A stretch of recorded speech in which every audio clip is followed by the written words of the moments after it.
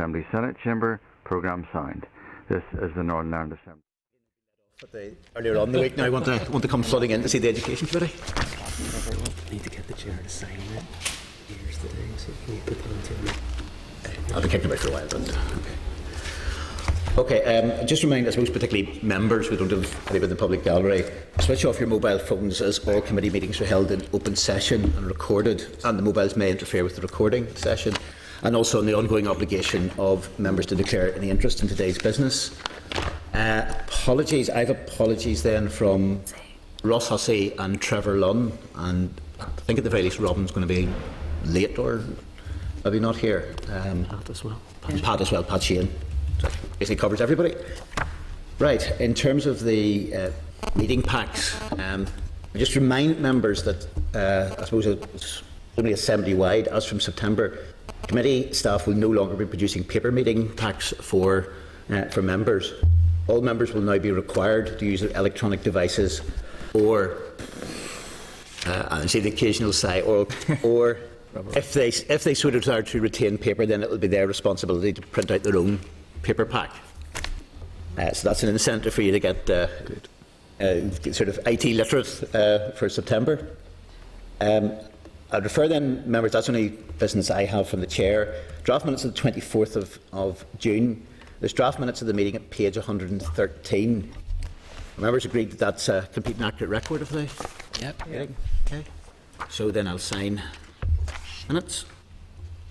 And I don't have any matters arising, so we'll move on then to, if the witness is here, the Northern Ireland, item 6, which is the Northern Ireland Teachers' Pension Scheme.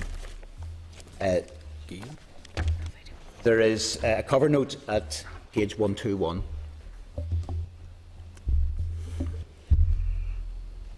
A little bit ahead of time here. I see, Chair, so maybe the witness might not be there. Where's Seamus? We'll find out in a second if the witness is here. If not, then we can move on to correspondence or something. Oh. Search party. Yes. Also, I was just going to say, yes, the other little bit of hint for the ITube is do not splash a bit of your coffee over the... Drowned it. I don't know how you're still using them notebooks at all. I had to get rid of mine straight away. I agree, iPad's better. iPad's far better. Witness find. Okay. This will be a short one anyway. I've dragged them all the way up here for You've like got a free advertising there. Yeah. I should email that one. Say here, I just Permission, please. Give us a free. Okay, just to remind members again, Apple it's Music. page 121, and there's a copy of the relevant SL1 and the relevant consultation. Welcome, Seamus, to the meeting. It's going to be hopefully relatively brief. Seamus Gallagher is the head of the Pay Remit and Policies Pension Team. I'll ask Seamus if you can make a very, I suppose, brief presentation in relation to this. Thank you, Chair, members, for inviting me along to talk about the Teacher Superannuation and Additional Voluntary Contribution Amendment regs. I did speak to you about these back on the 10th of June, and since then the consultation has closed. Received 4 responses to consultation, all of which were supportive of the changes. The prudential response suggested some technical amendments, 2 of which we've taken into account in the final set of regs.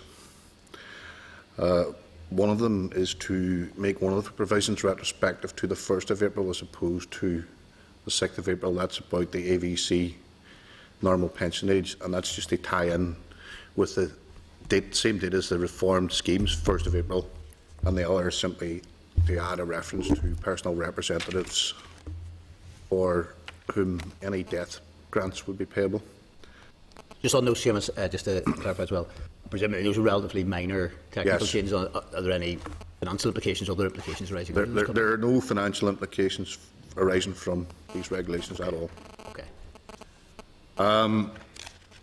So really, the regs they simply introduced flexibilities which the Westminster government had brought forward and consulted on and introduced through the taxation laws. there's no detriment to any scheme members, and they simply introduce additional flexibilities. For that reason, that we are making them retrospective so that they can apply from when they were supposed to apply. So I'm happy to field any questions. Any questions? It seems fairly straightforward, but anybody any questions? Okay. Well, Seamus, on that basis, I would thank you. Just seek the members' views then on the regulations. I'm presuming that in the light of nobody has any questions, are members content that the Committee for Education has considered the SL1 teachers' superannuation, additional voluntary contribution amendment regulations, NI 2015, and is content for the proposed rule to be laid? Yep. Great. Okay. Yep. Okay, so that Thank you.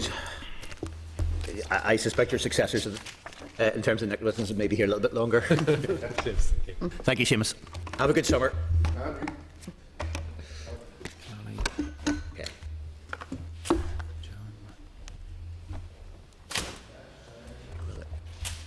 Right, we're just going to check, obviously, whether we're a minute or two ahead, but just check if our representatives from the... Do you want? Oh, they're there. I'll bring They them are. Okay, bring them in just now. I'll have it, we'll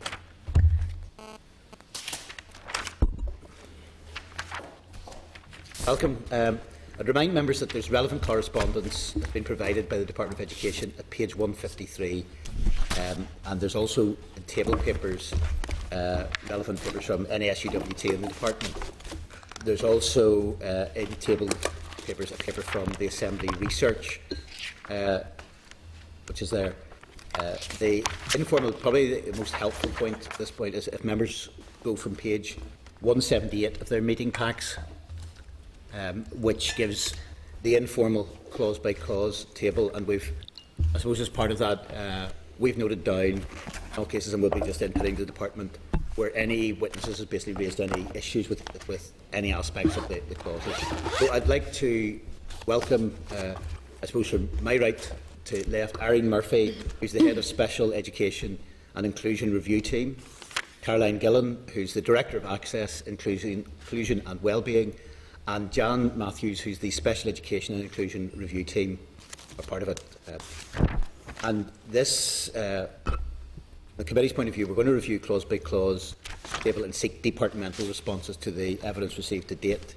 If members, I think from that point of view, I mean, that would be the main purpose. If at any stage then, as part of that, the members want to give any of their own thoughts on an informal basis on it, we'll be happy to take those as well, but there's no compulsion to do so.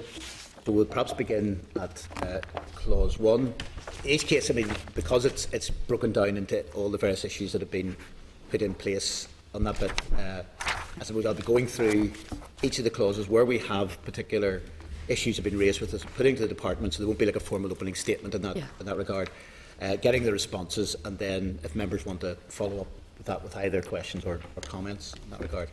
So start off with clause 1, which requires the Education Authority to have regard to the views of the child in terms of decision making, and in the clause by clause schedule comments 1.0 to 1.3, which in the left hand column suggests that the bill can either be amended, suggests the bill can be amended to strengthen the obligation on the authority, either directly referencing UNCCRC in the clause, or changing the wording to remove the words as far as reasonably practical. I should also highlight to the department, obviously, that in terms of all the issues that will be raised today are all the issues that come from stakeholders and those who give evidence on it. So the committee itself is giving no view one way or the other on any of the suggested changes. But just as regards that first element, then ask for the department's response. I think Irene's going to deal with this point. Well, the first point really is that the department considers that the provisions generally included within the bill are compatible with the European Convention on Human Rights. And that obviously, whilst the UK government is a signatory to the UNCRC, it doesn't necessarily mean that each individual part would become part of the UK law. In terms of the clause as drafted, DE would consider that the existing proposed provision is sufficiently compliant with the UNCRC. We are aware that provision in Wales has been made which specifically references UNCRC, and that we understand that provision relates to wider policies within the education world rather than specifically in relation to SEN provision. So therefore, in relation to a specific reference, for example, in relation to UNCRC or other amendments, that the Department doesn't consider that the SEN Bill perhaps would be the vehicle to accomplish that. In relation to, do you want me just going through the one? Well, what we'll do is just in relation to one. I think in relation to that, because there are other comments, for instance, at 1.4 onwards, but I think if we'll take each element in turn, because obviously just specifically, you've mentioned obviously the UNCRC issue, but obviously the other suggestion that was made by I think a couple of the witnesses was the issue around the phraseology of so far as is reasonably practical, and whether that, I suppose really the argument was whether that gave too much of a get out, or whether that was necessary to have it in there, and just if you could perhaps deal with that issue. Oh, okay. Well, just if I go down through each of the issues then, in relation to CLC's comments in relation to due regard or regard, again, our view would be that to change to due regard doesn't appear to do anything to add or strengthen the intent of the clause. In relation to the particular child, the authority would, so far as reasonably practical, seek and have regard to the views of that individual child. Generally, it's considered that the legislative provision on the authority is sufficiently wide, which it would be supported by a revised code of practice. So, in relation to so far as reasonably practicable in relation to that term, we review that that's standard legal terminology to reflect a duty, but perhaps not an absolute duty, which would create perhaps expectations, higher expectations, and might be difficult to enforce.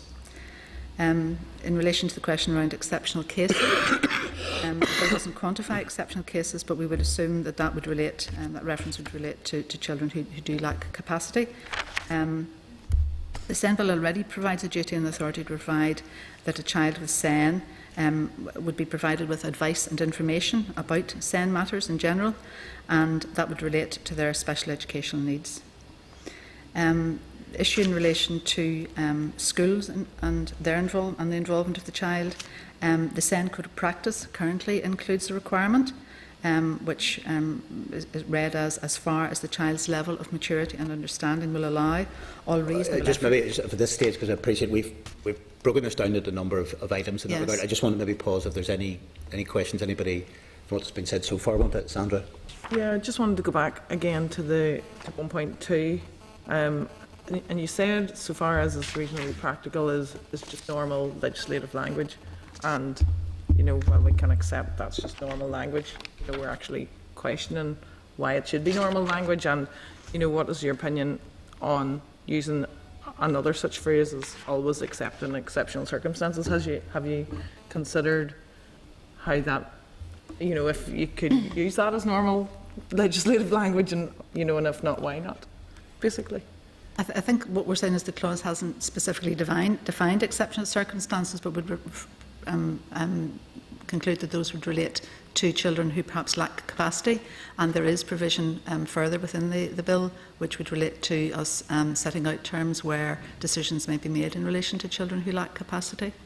I think in terms of that, as far as is reasonably practical, as we say, it is terminology that you do see more frequently in legislation, and also would have been judicially reviewed on a frequent basis. And I think it does give a certain element of certainty in any sort of scenario, say where you have a child and the authority and taking their views into account. I think there might be more certainty and an ability to judge have the reasonable steps been taken or not. Whereas if we introduce a concept of always except in exceptional cases, because that phraseology perhaps isn't as understood both in terms of the legislation or in case law, I believe, I'm not sure that it would necessarily give as much certainty or clarity both to the authority but also to the children and parents. So as far as we're concerned, if you take both the legislation and the new clause that we're introducing plus the existing code of practice, where it already has quite clear requirements around taking on the views of the child, which are going to be re-emphasised further, we feel that there is sufficient protection in this situation. So we just don't think that it's necessary in these circumstances. I mean, obviously we've come up with the proposals and the drafting, so we would say that, but I think genuinely if you're looking at sort of legal interpretation, we feel that it is strong enough. Okay, Sean, wanted on that point? Yeah, just going back to the UN Declaration. The SEND bill, like any part of education, really is that the child needs to be the centre of all this. So in terms of SEND bill, the special needs child is at the centre of this. Why do we not just reference the UN Declaration anyhow? You made a comment, Irene, something along the lines that the SEND bill wouldn't be a vehicle to accomplish this or something like that. Could you maybe elaborate on that? I think it was in relation to the provision that's been made in Wales, which we've looked at just within the last few days whenever that point was raised. And the provision is about wider legislation, wider provision for children across the education sector, not specifically in relation to children who have SEN. So we feel that the SEN bill already caters at an individual level for children who've got special educational needs and does place the child at the centre of that whole process. So therefore we think that there's already sufficient cover without specifically citing the UNCRC provision. We work, just to add, we did work hard with a lot of the stakeholders and also engaged with the Attorney General to ensure that we were meeting the UNCRC requirements, and that's why a lot of these provisions are in the bill. I think obviously I'm aware of some other pieces of legislation that may be coming forward that do reference UNCRC for particular circumstances, and it may be that obviously a reference of the nature proposed doesn't give individual rights because the UNCRC doesn't do that, but it is worth considering. But it may be that it's better to consider it at a future point and in a wider context of education and the duties on education, rather than necessarily do it at this stage on this particular issue. We obviously haven't, and I meant to say at the beginning, in engaging now, we haven't taken the Minister's particular views on any of these issues. So we'd obviously have to do that at a later point as proposals become firmed up and we take an official stance on any of the issues. Yeah, I understand your point, Caroline, but if it was in at a wider level, I'd be happy enough. But since it's not in at a wider level. I think it's that we feel that actually the requirements that we've put in this bill meet the UNCRC requirements. So the very fact that they are all detailed out in the views of the child and the rights of appeal and elements like that, we feel that actually we are, in fact, meeting all those UNCRC requirements without having the general reference.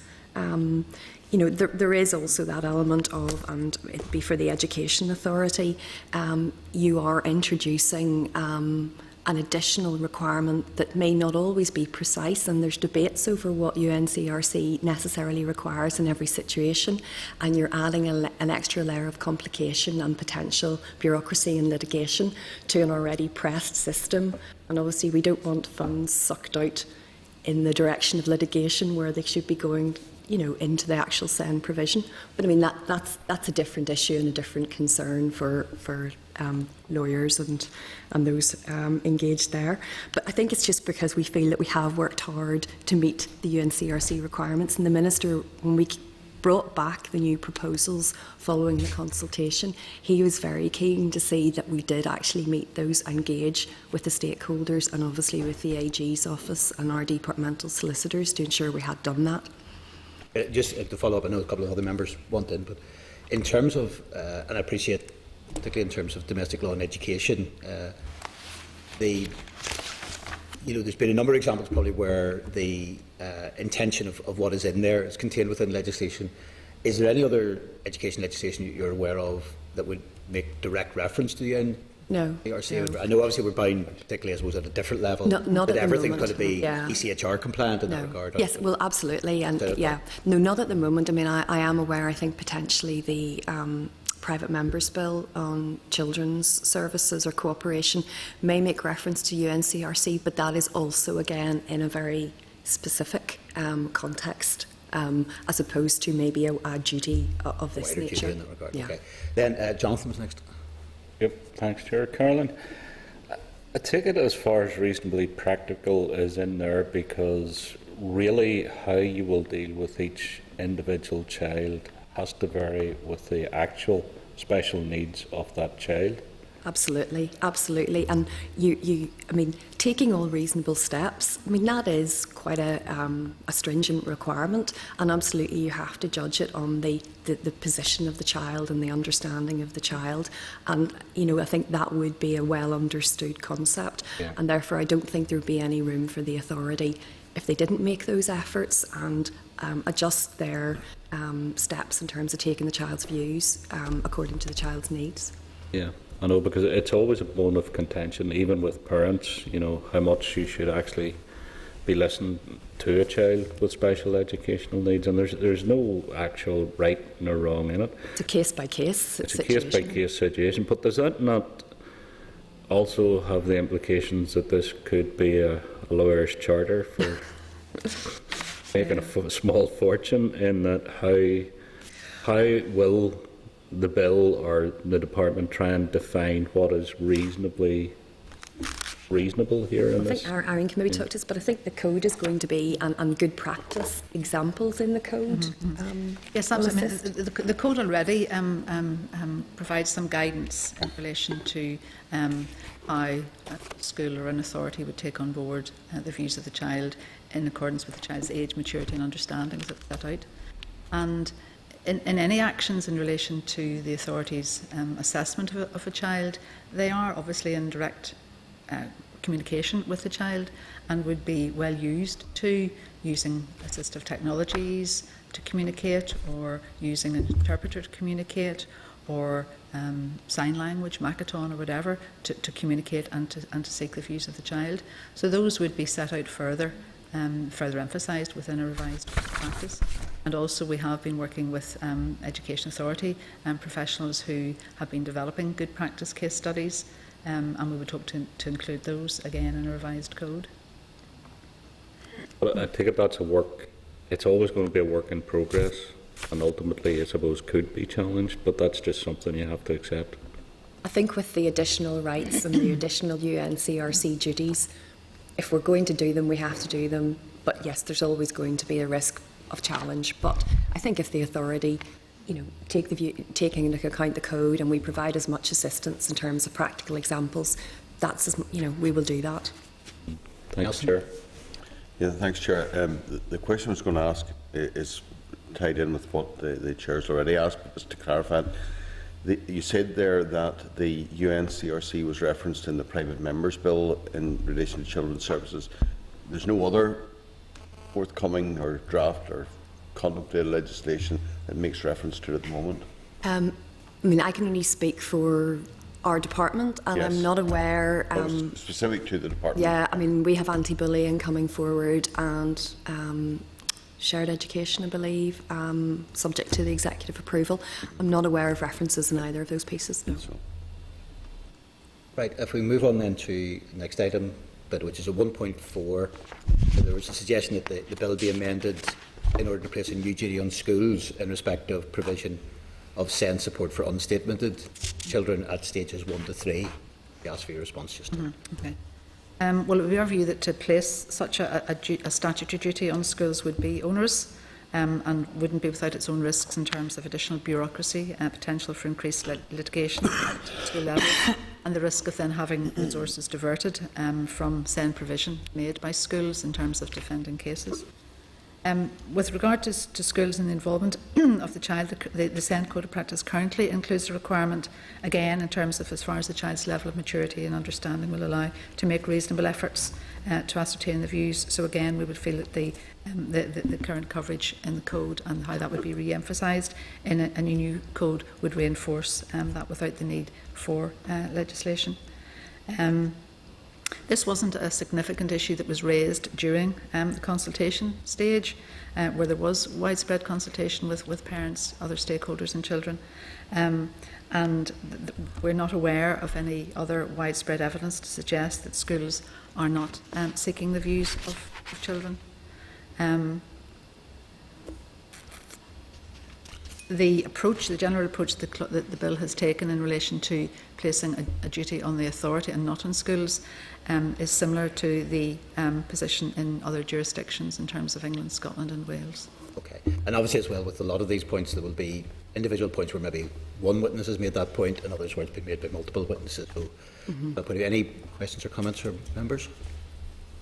Okay, we move on then to the next item, which is on the table papers or the papers at comments 1.5 to 1.7 relate to how the authority is going to assess the maturity of the child and ensure meaningful participation in decision making. And I'll just comment on that.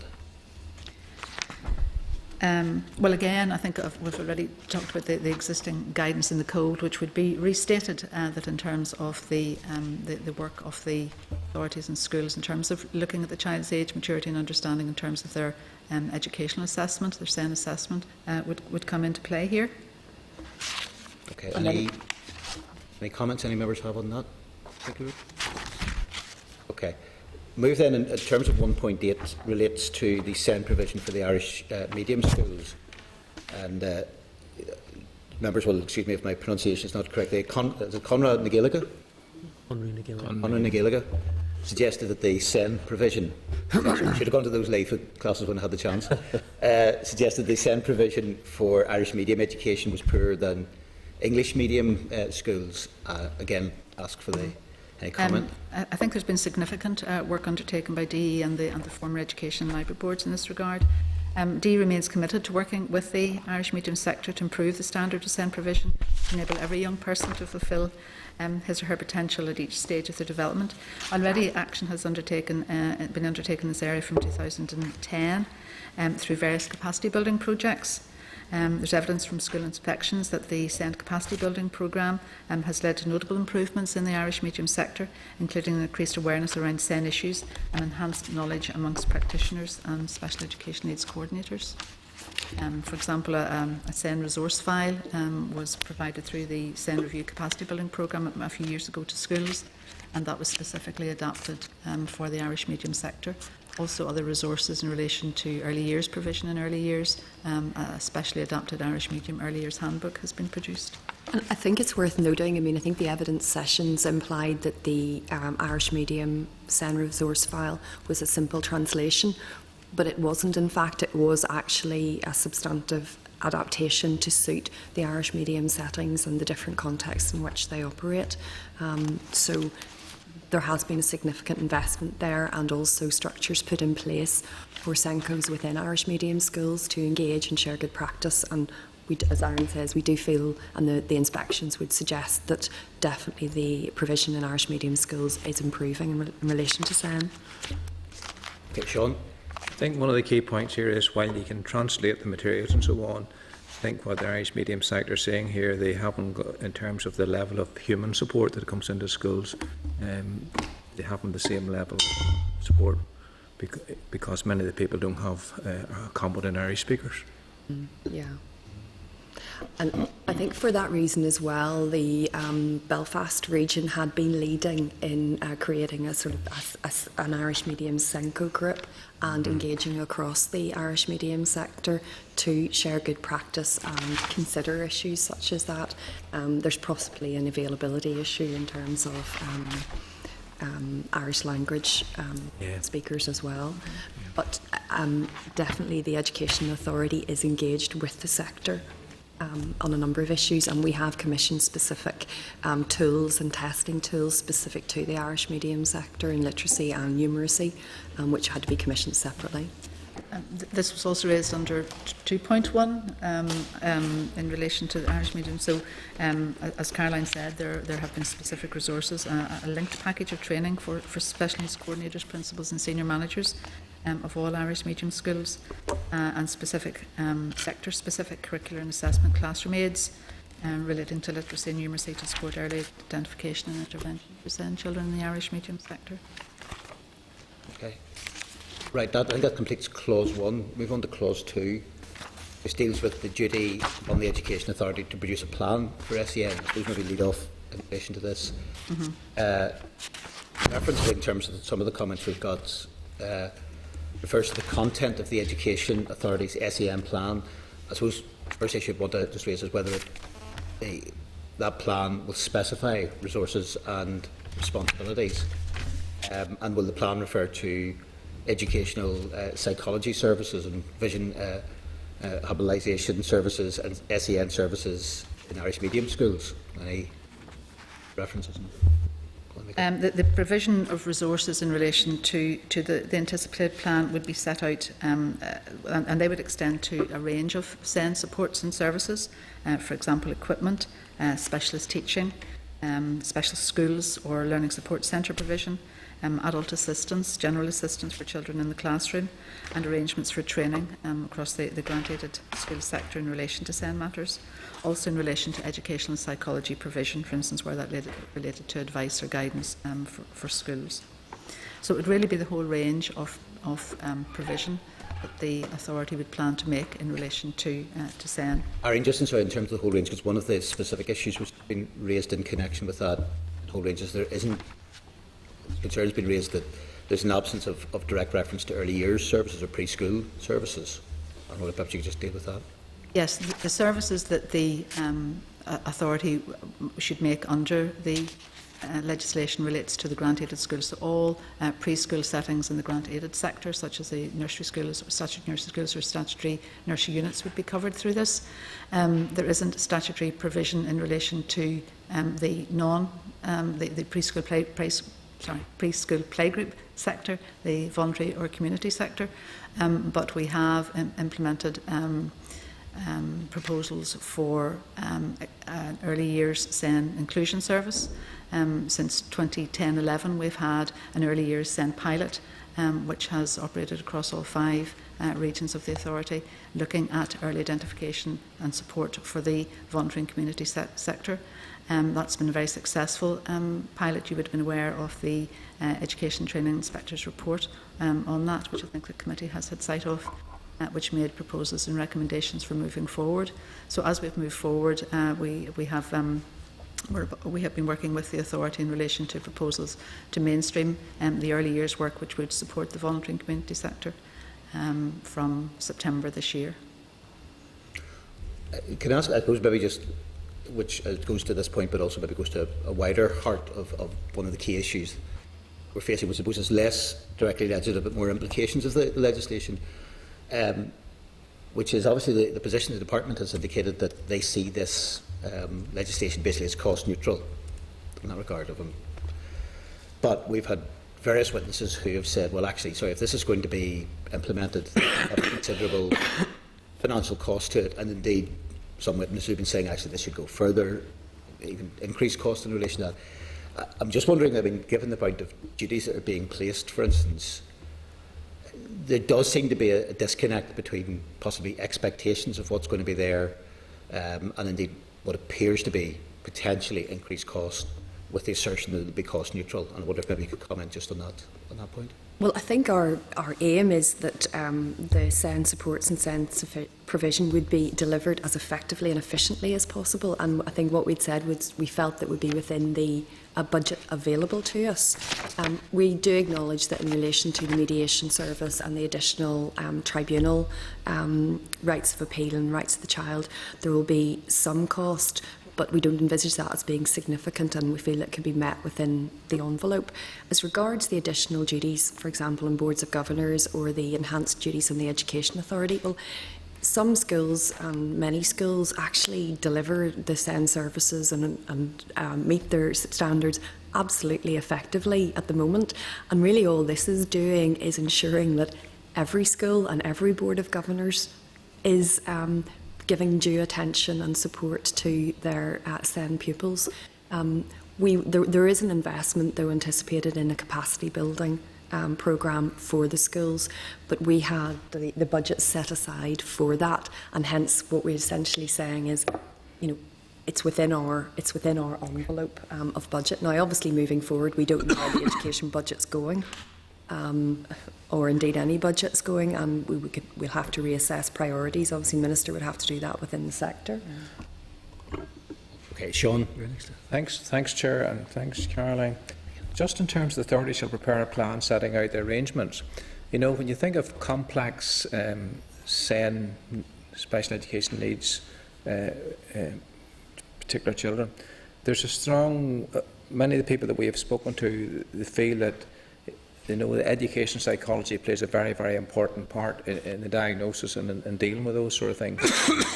Do we not need, and I know we don't have this statutory duty on health, but, you know, the authority can make out all the best plans it can, you know, great on paper, but unless there's a strong link between health and education here, particularly in the case of education psychology and speech therapy and a lot of other things, this will not work. Well, we'll obviously come to the duty between health and education. I think you heard evidence a couple of sessions ago from Claire Mangan from the Education Authority, who indicated that I think the authority has adequate educational psychology. Now, I know the authority will be going through a process of a regionalisation and considering all its SEN processes and structures. So I think they feel that they have the resources there in terms of educational psychology. In terms of the health cooperation and your allied health professional inputs, which would be the speech therapist, language therapist, OTs and physios, we are separately, the Public Health Agency is separately reviewing AHP support to children with statements. That's quite well advanced. I think it's year 2 of a 3-year review. I'm on the project board, as is Dr. Mangan, and they are. That is all to do with enhancing the ORS and providing a regional model of AHP support to children with SEN. It has looked at children in statements in special schools and also those in mainstream schools, and they're moving on to develop their regional model, and it has identified where there are problems, and that could be around AHP input to statements, could be access to AHPs over the summer period. So it actually that work is almost more operational, and as it should be, and that is with a view to developing protocols between health and education, that we would want the support of the 2 ministers, top-down leadership and support right into the organisations in terms of the Education Authority and the trusts. So that has been already, or is already being tackled, and some good proposals hopefully coming out of that in the near future. Okay. Jonathan? Thanks, Chair. Carolyn, the one thing about the responsibility that's being placed on the governors that strikes me, you know, I unfortunately have experience of this, because at the minute the only person who really comes into contact with this area is the chair of the Board of Governors, and I suppose the ultimate adjudicator. What protections are you going to build in there for whatever governor takes this role on? Because the one thing that strikes me about this whole area, it is probably the most contested area within the educational process of the school, because it's only natural that if your child has special educational needs, as a parent you will be not only protective, in some cases maybe overprotective of your child and how they're educated. So there's a lot of contention and a lot of difficulties in actually dealing with these issues, and as we've already discussed, it's all subjective because it's all about the needs of an individual child, and you don't necessarily always get it right as a school.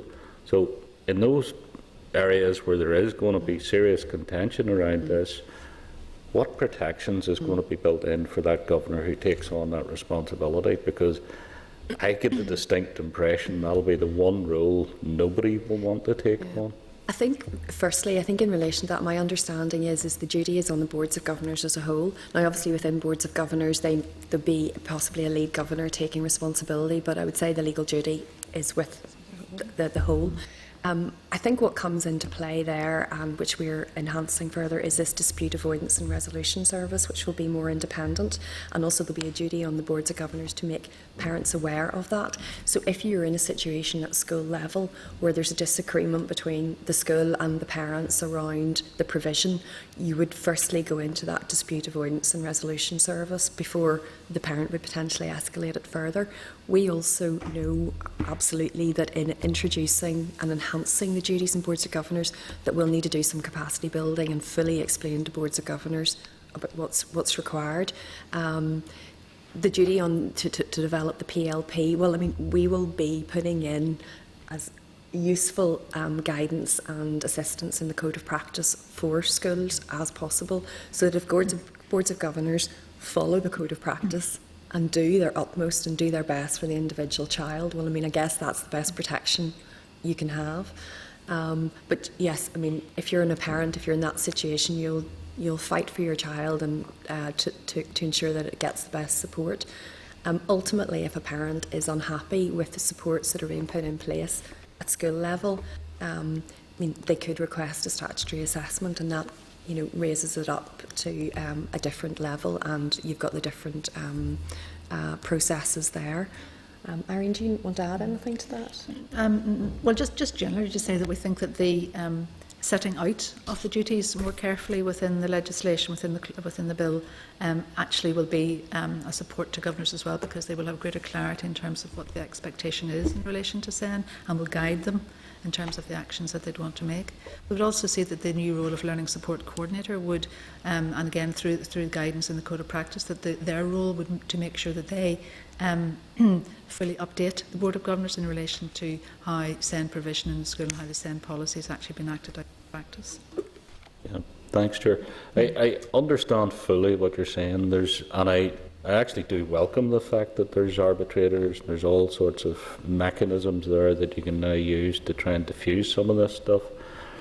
I take it though, Caroline and Erin, ultimately, if the worst comes to the worst and there is a legal challenge against whoever that member of the Board of Governors is it the Educational Authority will take up responsibility for that, or who is it? I think if it's, well, no, I haven't checked out the legal position, but I think my understanding is if a parent was wanting to challenge a school, it'd probably be by judicial review at this point in time, because there's no other vehicle. Now, if the Ombudsman bill goes through, I think it's maybe before the Assembly are about to be, it's introducing ability for the Ombudsman. The schools are being brought into the Ombudsman's remit, so it may be that there's some element there that could be another avenue that could be pursued that would be short of legal challenge.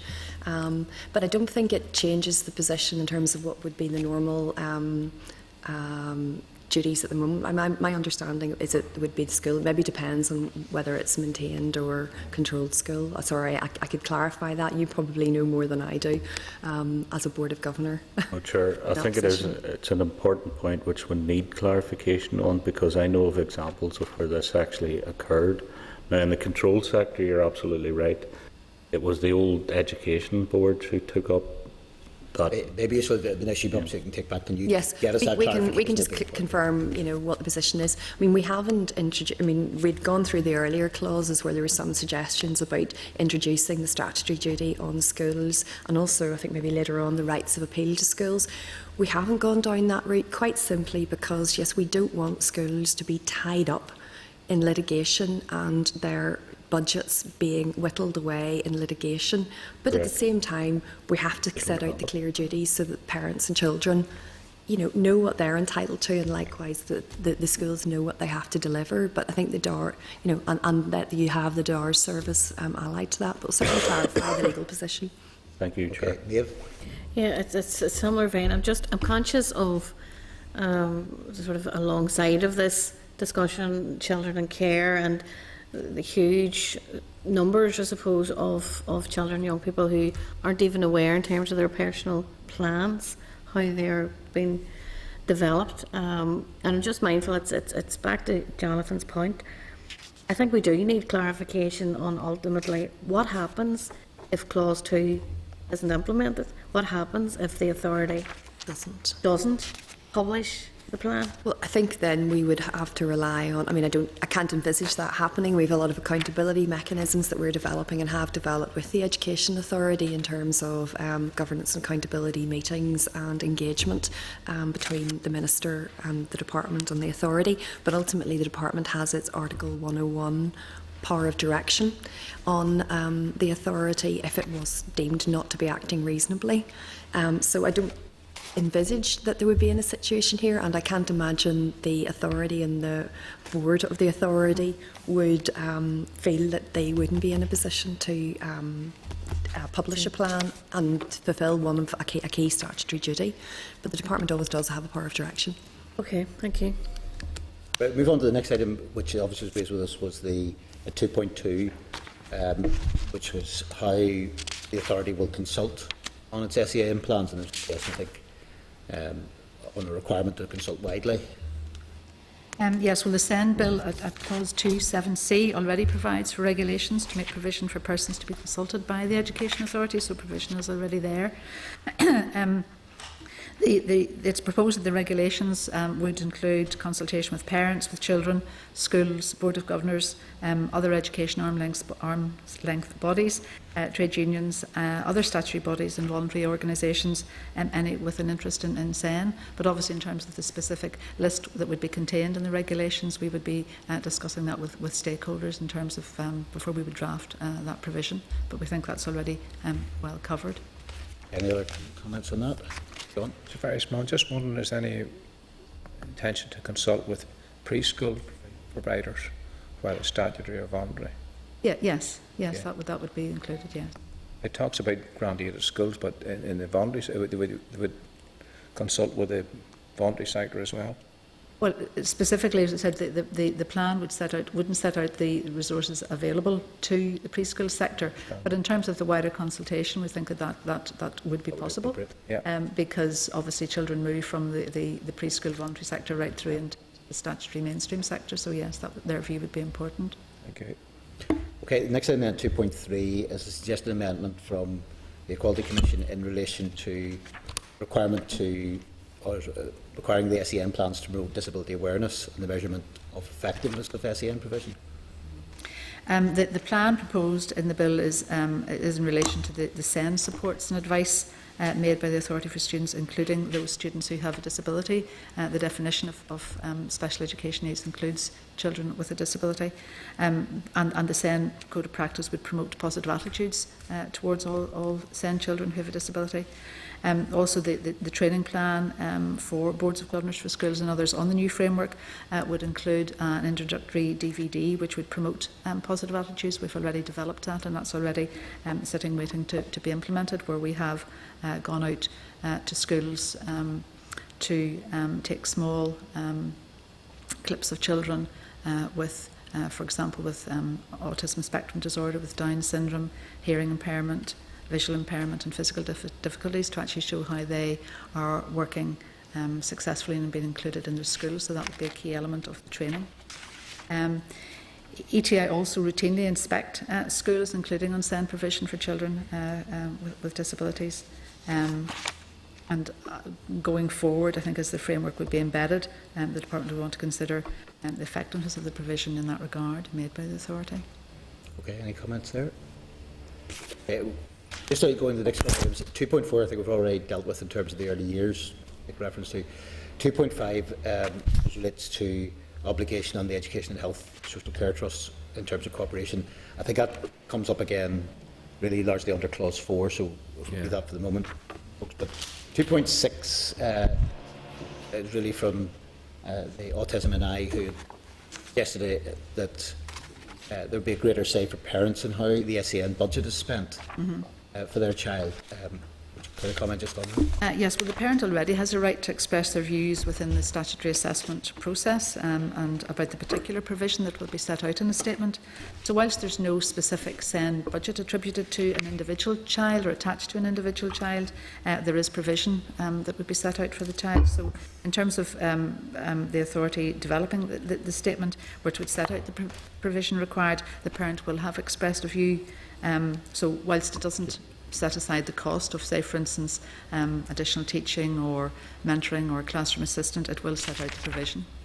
Just on that, I mean, in terms of the specific provisions for individuals, where they have a sort of an equivalent in England, there's a bit where they can tailor provision, and again, directly with a degree of parental input in connection with that. So they seem to go a little bit further in England, I think, than here. I think the structures may differ in England in terms of the flexibility and how budget is dished out to various schools. I think there's a different ability to how the budget is handled.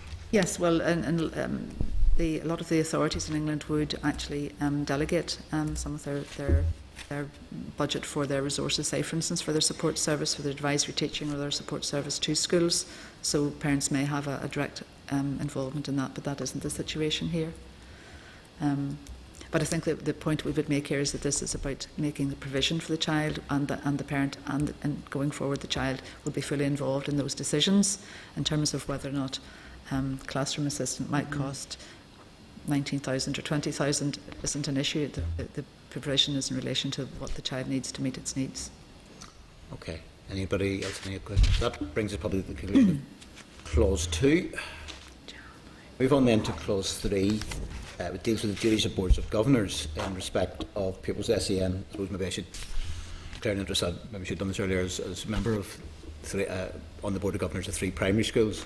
I'll try not to let that affect sort of any impact I give in relation to this. But at page 187 of the bill, the comments, I think, sort of 3.1, 3.2 refer to proposed changes on the bill.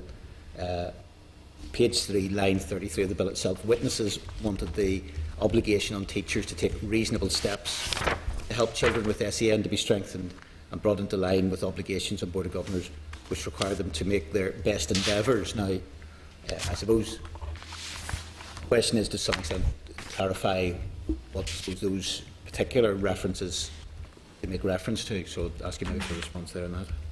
With regard to 3.1 and the suggestion about the removing the clause on, on boards of governors to make best endeavours, if we could touch on that first. We're assuming that this relates to the removing of that terminology, make best endeavours. Now we appreciate this attempt to further strengthen the duty on boards of governors, but are reminded of the concerns that were raised at second stage debate about the increased duties already proposed on Board of Governors. We think that the removal of best endeavours would put an absolute on Boards of Governors, which would be difficult to enforce and could result in additional costs for the school. And I think we again touched on this earlier on, which would have to be met through the school budget. These additional costs would impact on the ability of the school regarding to send provision.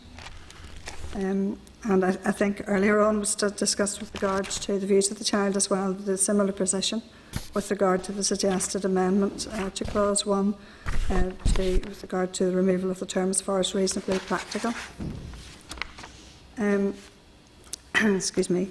In regard to the teacher and the taking reasonable steps, we consider that the Department's view would be that the duty on the teacher to take reasonable steps is a much more proactive duty in providing SEN supports to the pupils who need it. And to remove reasonable steps, in favour of best endeavours, we feel it dilutes the policy intention within the SEN framework. The former board has developed good practice guidelines for schools, including what might be regarded as reasonable steps for a school to take. So that's a very useful inclusion.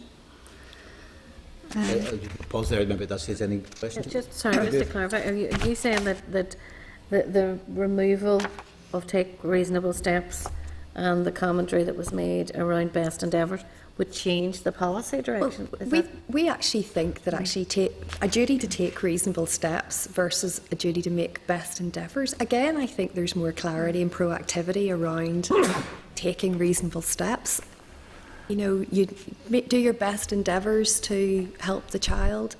Well, you know, could that be justified? Could you justify that more easily than actually having to take reasonable steps? Yeah, but I'm to just do sorry, something? I'm just interested in, did you say that would change the policy content of the policy direction of the bill? We think I'm just using interested in teasing that out.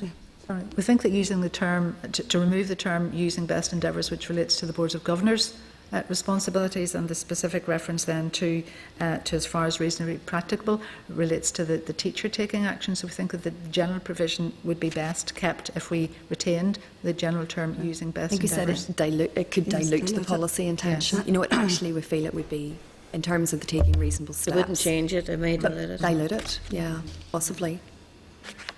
I suppose the other thing as well, if you've got different wording for the Board of Governors and for the teachers in terms of the bit suppose it clarifies maybe a differentiation of role. Use exactly the same language for both. And the best endeavours is obviously the one that is already in the legislation. It's already there. Okay.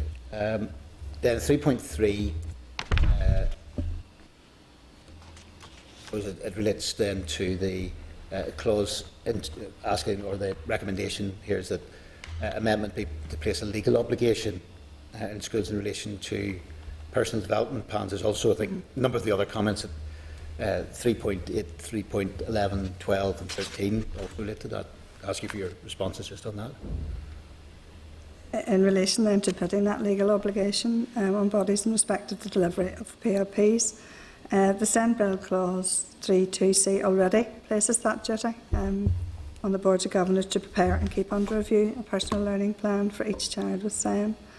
We'd see that the Code of Practice will provide further guidance for schools relating to children, in particular as they also move between phases of education.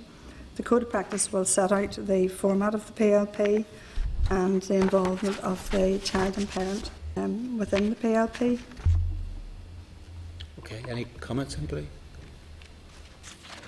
And 3.4 relates to the suggestion that there be an amendment to allow parents to appeal Board of Governors' decisions in relation to unstatemented children, and also in relation to stages 1 to 3 of the statementing process.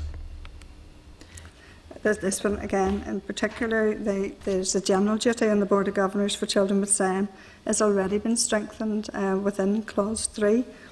The existing complaint arrangements for parents, if they consider that their child is having difficulty, would be through the principal, through the Board of Governors and the EA, and that would remain the case. I think we touched on that earlier.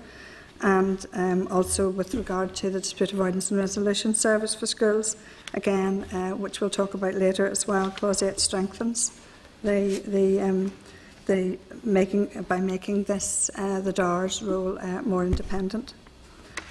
Certainly, if a parent feels the provisions not meeting the child's need, they may discuss within the proposed new framework the school-based support be made by the EA. And if they continue to be unhappy, and of course currently as well, there is the right to request a statutory assessment. Okay, any comments? Right. Next one at 3.5 was a suggested change to the wording to sort of widen those who have been school personnel who provide possible support for children, I suppose suggesting that instead of teach, it's replaced with are likely to teach him and be concerned with his education. Yeah.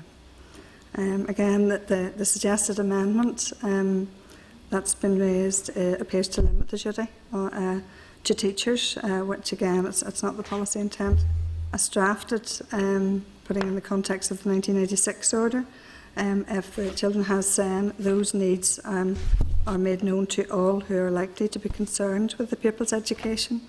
That provides for and captures that it could be the teacher, it could be adult assistants, it could be a therapist working in the school, essentially anyone who's involved in the child's education. This in no way attempts to minimise the key role of the teacher. It just recognises that there will be greater involvement of other people, so they need to be aware about the child's SEN. Any comments, anybody? Then moving on, 3.6, 3.7, 3.9 refer to capacity and development of Board of Governors, the Learning Support Coordinator. Yeah. 3.6 witnesses called for the qualifications of the Learning Support Coordinator to be specified, and at 3.9 witnesses called for the SENCO role to be remodelled instead of replaced. Comments, just. The SEN bill already provides under Clause 3.3 and 3.4 provides for the qualifications, experience or both to be prescribed in regulations with regard to the Learning Support Coordinator. Subject to consultation with the stakeholders, regulations would include the requirement that the Learning Support Coordinator had previously worked as a SENCO, which is the current role, and could include a requirement that they have had or at a future point undertake a particular course of study in educational testing. Paragraph 4 of the clause with regard to special schools, and the regulations would also require to particular experience with in special schools. So there's a specific regulatory power with regards to both granted schools and special schools with that regard. Questions, anybody? With regard to jumping ahead, you mentioned 3.9. Yes. Then as well, remodelling the SENCO role. We feel that in fact the learning support coordinator role that is proposed is a remodelling of the SENCO role. The learning support coordinator will be required to take account of factors such as if the child is SEN and maybe a newcomer child, maybe traveller. So it's recognising that we feel this is a more progressive approach, given that many SEN children do have multiple identities. And, are we dealing with nomenclature here, really, or are we dealing, from that point of view, is it simply a remodel role of, I feel like, what is there type of thing, in which case, is there a particular reason to change the name, or...? The learning support coordinator is looking at across all the learning supports that the child might require, and there are different identities, whether they're looked after, a traveller or a newcomer, and therefore it's not just a SEN, it's all those barriers to the child accessing education.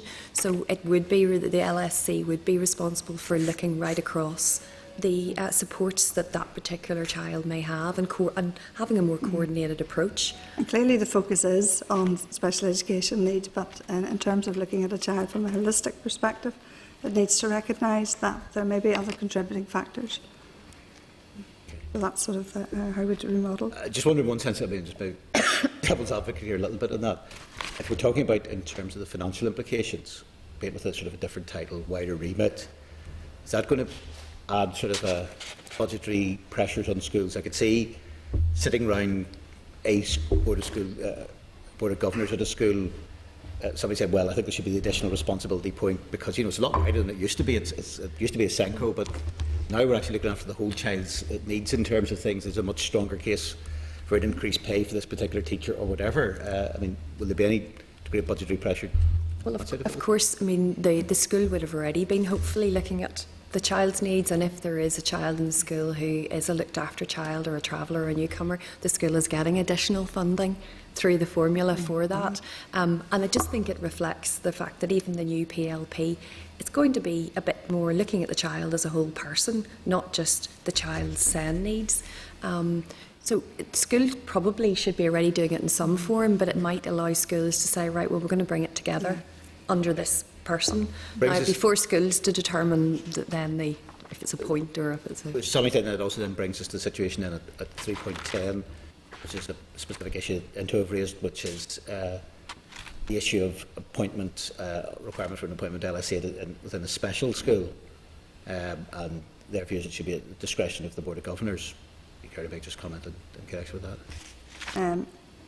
We do agree that the role of the learning support coordinator in a special school may be different from a learning support coordinator in a mainstream school, which is why we did split the regulation making powers within the bill.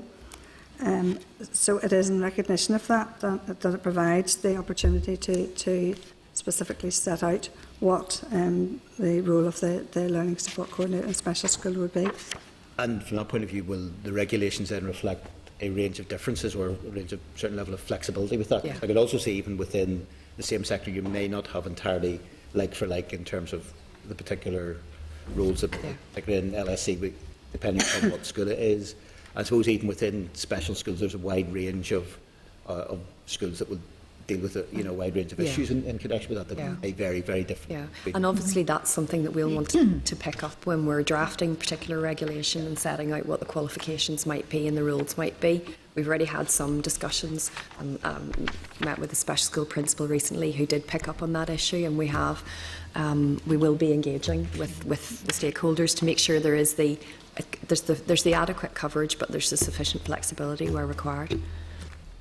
Okay, and then just move on. I know we touched on this earlier, but if you could ask me just for specific comments in 311 and 312.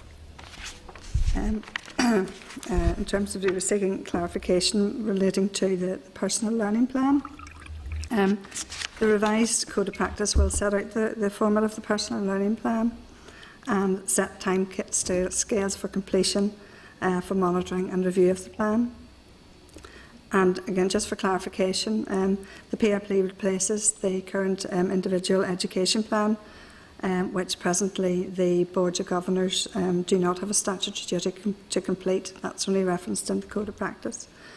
So the PLP, I think in one of the comments was that it doesn't replace the personal education plan, which is specifically for looked after children, which you referred to earlier on, as defined under the Children's Order. DHSS PS Care Matters Strategy 2009 recommended that it should be completed for all LAC children. With regard to the PEP, the personal education plan for LAC children that aims at improving outcomes, taking into account family circumstances, education and emotional need, with education embedded in the care planning process. With regard to the PLP, we see that the PLP will help inform the personal education plan in the case of a child who is LAC and SEN. Also within here, in terms of the evaluation of the PLP, certainly we would assure that we will explore opportunities for evaluation, the quality and then the actual delivery of the personal learning plan for children with SEN once it has been embedded. Any comments anybody has on those? Just to be clear, yeah, Chair, so there will, in terms of the guidance, be clear timelines, timescales in terms of completion? When it should be completed, yes. Okay. 312 sort of goes on a wee bit more, so in relation to seeking clarity about the IEPs as well. It does differ, the personal learning plan will differ from the individual education plan, which provides for a greater focus on outcomes and clearer process for monitoring and review and greater involvement of the child and the parent in PLP development and review. And this sort of goes back as well to the views of the child. It's important that the child's views are contributed to the PLP. The revised Code of Practice will be very important in setting out the format, as I say, for the format, content management, timescales, review, arrangements, etc.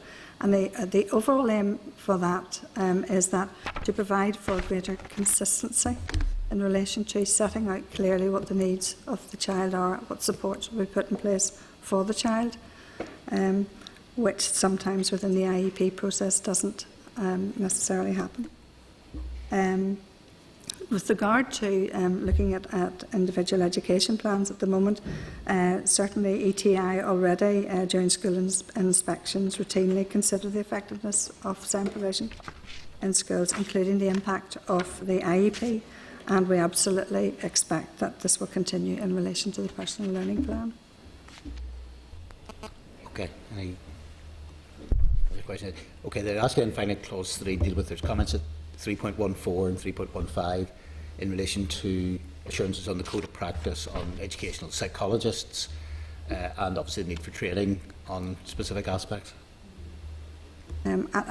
As at present, education psychology would remain a key advice giver within the statutory assessment process. The legislative base for this is already contained in the SEN regulations, in particular regulations 6 and 9, and this would be carried forward within the revision of the SEN regulations. And we can give assurance that the revised code would set out the support and consultation framework that the authority provides to schools through education psychologists. And there are no plans for any change to the role of education psychology. Comments? Okay, we'll move on then to clause 4, which deals with the Education Authority's duty to request help from health and social care bodies. Considerable amount of commentary we've got on this in relation to this. And I suppose at the heart of this quite often has been a suggestion of a need for sort of obligatory cooperation, sharing of information, filling the budgets, sort of a statutory requirement, I suppose, of cooperation. And from that point of view, I suppose, could you maybe deal with that, particularly initially with regard to particularly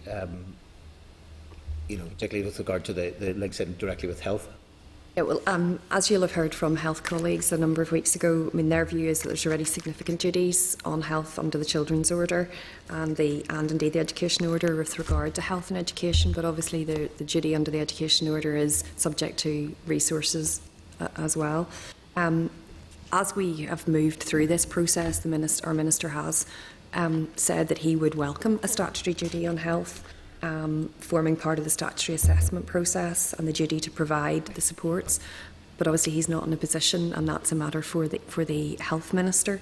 The duty to cooperate, while that would be useful and welcome to some degree, I think the reality is it's the actual cooperation and the operational processes on the ground that are more key in relation to the trusts and the Education Authority. So it's, I mean, the committee will want to take its views in terms of the merits of the duty to cooperate, and obviously take into account the views of the health colleagues who appeared. We have enhanced the duty on the Education Authority where they must seek the assistance from health. We have done as much as we feel we can do in terms of the role of education, but we appreciate that health has its own view and its own position. What we are trying to do is tackle some of the operational issues around the statementing process, and I see later on in the commentary there's questions over why the Education Authority would necessarily approach health in relation to children who don't potentially have a medical need or aren't known to the health sector. But the reality is the Education Authority doesn't know that, so they have to check. But what we want to do is, in the new processes and looking at the processes, is that at least if that's a situation, if health has nothing to say in relation to a child who's being statemented, that answer could come back as quickly as possible to allow the process of statementing to move forward. So there is definitely a feeling and moving forward, whether it's in the AHP review or whether it's us looking at the statementing process, that there is good cooperation on the ground. But the reality is the real pressure points are actually in relation to the provision of services and the pressures on budgets and whether health are able to give priority and to provide the service, and whether a duty to cooperate will change that, I don't know. Any comments, anybody? Steve? Yeah. I mean, particular view on the importance of some sort of formal statutory duty between both departments. Has there been you obviously can't answer for the Department of Health, but in terms of cost analysis in implementing a formal duty, has that piece of work been done with the Department of Education? Is there any conversations in relation to health if the feedback is around pressures and services? I mean, the work that we have done has been to try and establish those linkages at the operational level and looking at particular whether it's AHP or other areas, but that is more about ensuring that the two sectors actually do work together in fulfilling their existing duties, and it wouldn't be sort of an additional resource. It's using your resources more efficiently and streamlining the processes. So we haven't done any sort of cost analysis, and obviously because we hadn't proposed an additional duty in the bill, no cost analysis was done in relation to that. But is it something, sorry, Chair, that would be considered if there was a formal duty being proposed that the department would have to do in terms of impact, cost impact? I think yes, absolutely. If a duty specifically in relation to making the AHP or other provision that's outlined in the statement, if there were a finite duty and not a qualified duty, that absolutely the health sector would need to consider if there were any additional costs. So work would need to be done. Yeah. Is there, I suppose just to pick up a couple of points there. I suppose again to tease this out, I appreciate what's been said and I've heard the argument, which is often used, that key thing is what happens on the ground, and simply because you have a statutory duty to cooperate, does that necessarily lead to a particular change in the ground? I suppose the counter argument might also be to that if you at least have an obligation there, does that mean that people in some way feel that they have to up their game? That does at least give a driver. And secondly, you've obviously mentioned specific actions that can be taken on it. Is there any argument in terms of cooperation from a statutory point of view? Is there any opportunity to put well, obviously, we would argue we want to see as much as possible sort of upfront in the bill where there's that degree of control. But in terms of some of the specifics, is there an argument of specifics being there in regulations in terms of cooperation, or maybe just those couple of points? Yeah, I suppose, we're differing. So we're moving, if we set aside the duty on health to potentially provide the supports, which would have a massive cost implication for health and need to be, in terms of the duty to just being specific on a duty to cooperate. I mean, it always does, a statutory duty always does focus minds and also gives an extra argument for those who wish to challenge if they feel that they're not getting the services or provision that they think are due to them. So it would add an extra layer there in terms of where the two arms of the public sector both cooperating, fulfilling their duties. I guess maybe I'm being too naive, but any engagement I've had with colleagues, whether it's on the trust side or it's on the authority side, is that there is a good joined up working at a number of levels, whether it's been in the early years work that we've done, as I said, the AHP work, suicide prevention, a whole range of areas. So it's our minister. We haven't taken the minister's formal views in terms of how his position is. But, I mean, it is a duty to cooperate is a good thing. I think we just question whether is it necessary. But if it's there, I mean, absolutely, we'd be fulfilling that to the best of our endeavours.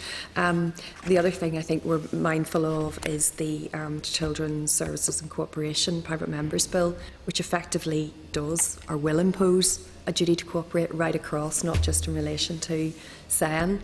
So it may be that could overtake what we're considering here. The only issue to some extent with that is you've got, on the basis of what is likely to be in the bill, which is not yet being passed, and we don't know what the time frame is going to be in that. And there could be, I suppose there's always a slight degree of danger of the people involved with that bill, the people involved with other bills are looking to one another expecting it to being done elsewhere, and you end up with a situation where nobody ends up doing it. Yeah.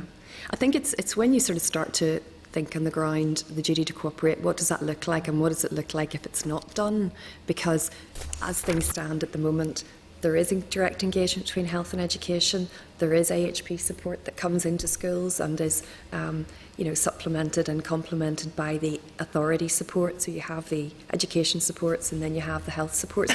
So all of that is happening, and I suppose trying to put your finger on a scenario where they're not cooperating, I don't know what that would look like, or it would. How could you prove that people weren't cooperating? Well, Caroline, we could be very tempted, for instance, to say a scenario, an example of where they're not cooperating. If you've got a situation where there's a 6-week target time for statements to be turned around and 81% of them miss them, the devil's advocate could say that's maybe a case of a breakdown, at least in communication. Yeah, but then that would be an argument of resources within that.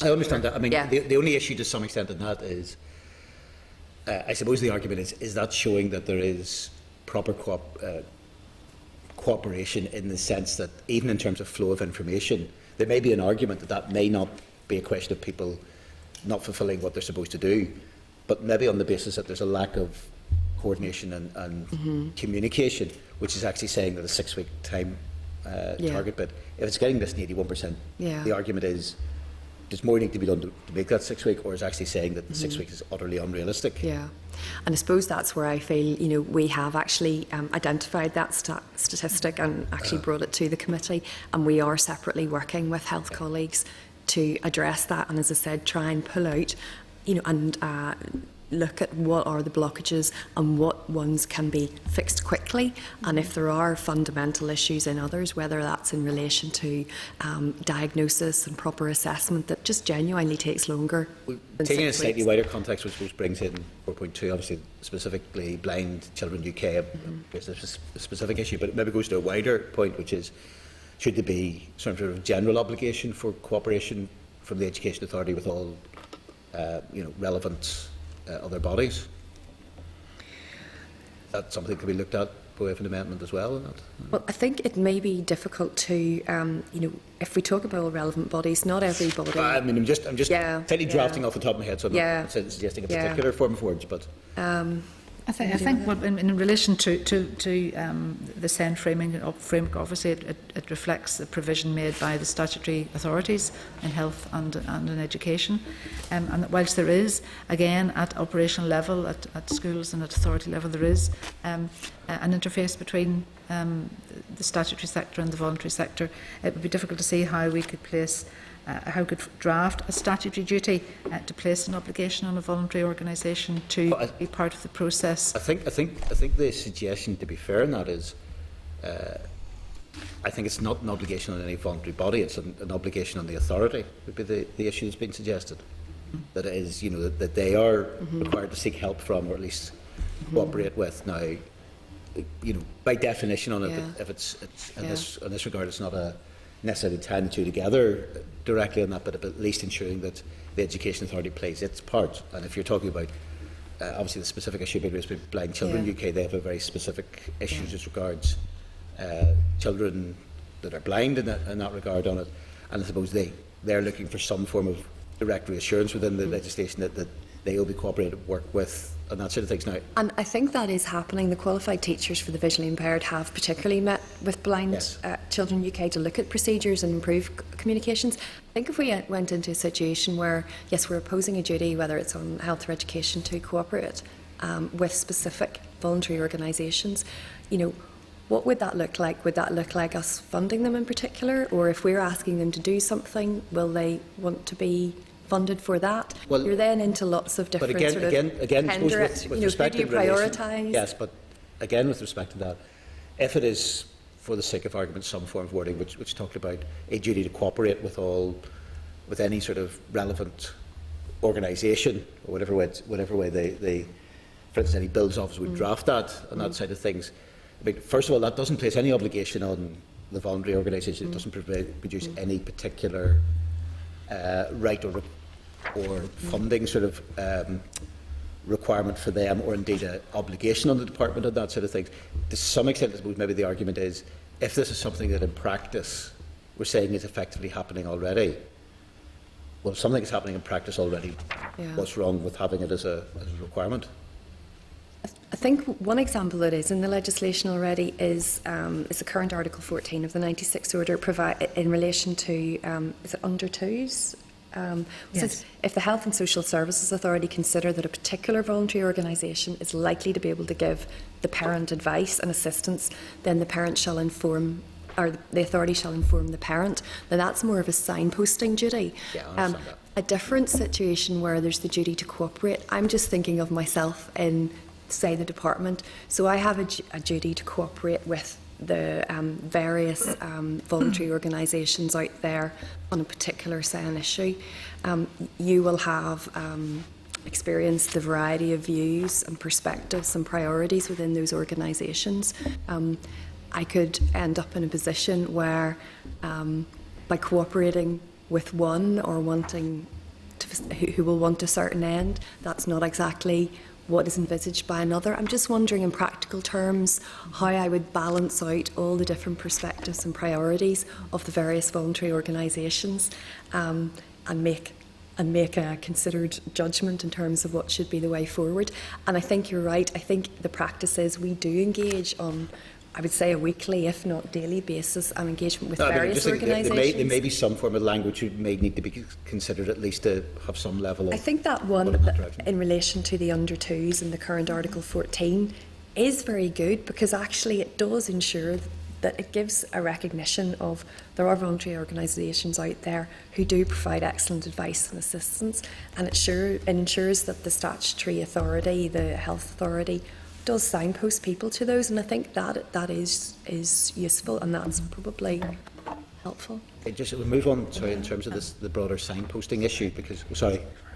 No, I was just going to add that, I mean, obviously, there's a very broad range of voluntary organisations, and if there were a duty on the authority to make contact, could be quite tricky drafting in terms of making sure that the authority would contact all relevant, is it all known to them, new organisations, and also in terms of additional bureaucracy and delay would we have to regulate for the authority to wait for a response from the voluntary organisation before moving forward? I suppose to be fair, I mean, you could include phraseology around that as, you know, as far as reasonably practical.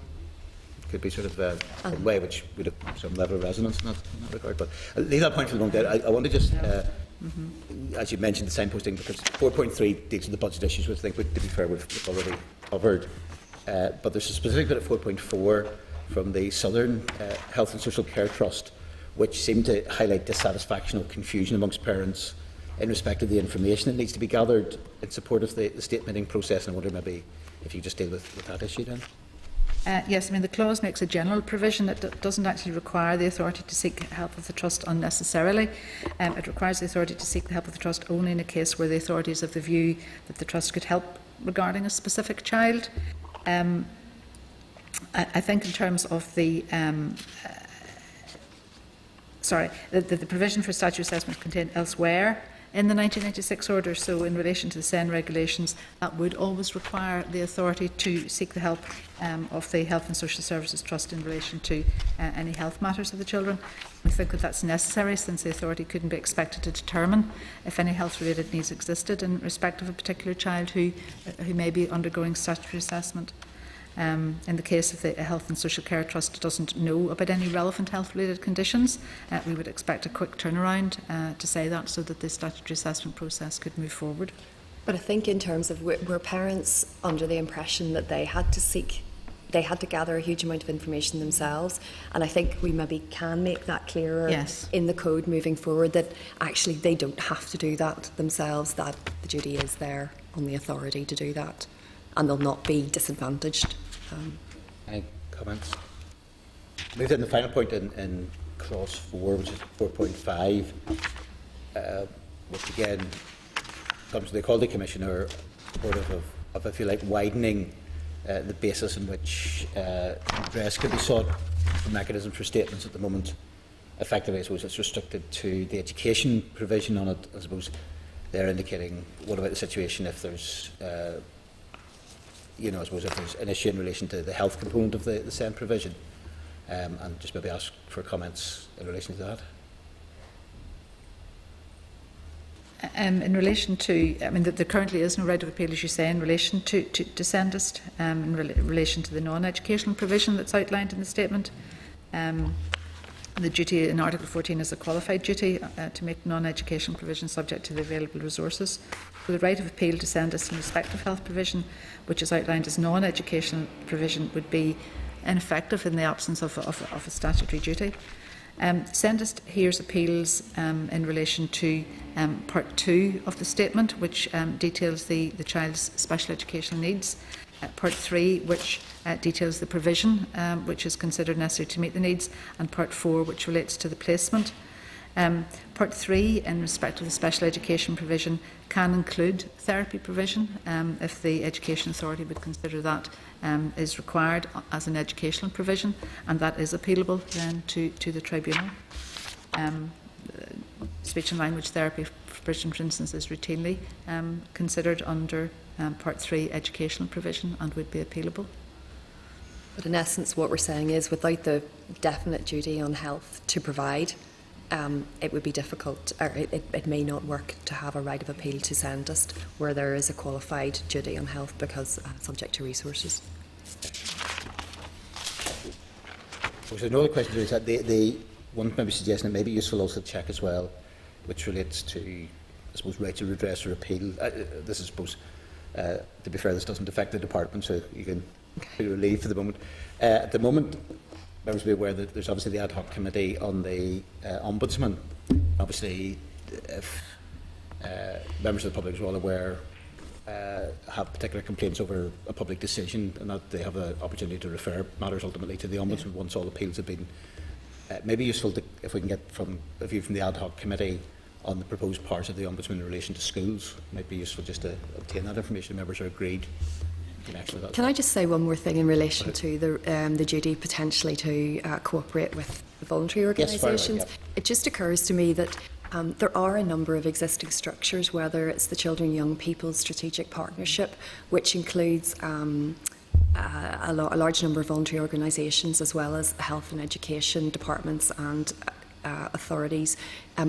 We engage on that format, and that is with the voluntary organisations around the table in developing the plans.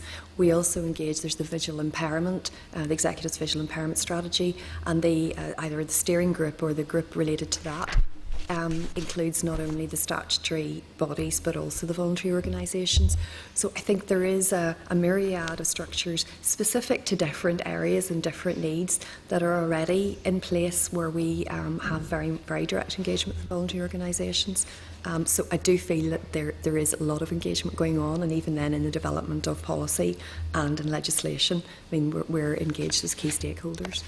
That's fair enough. I mean, I suppose the only issue which we'll have to give consideration to, there's a slightly double-edged sword to some of that, on the basis that I suppose the argument is, if there's widespread cooperation taking place, on the one hand, there may be an argument, therefore there's nothing needed to be put directly in the legislation. I suppose the flip side of that would be, if that's happening to considerable extent already, what's the particular problem in codifying it in terms of that's happening in particular context, and it would depend, yes, how wide the duty would be. Yeah. But along with a whole load of other issues, would be something we'll have to look at whenever we come to that point.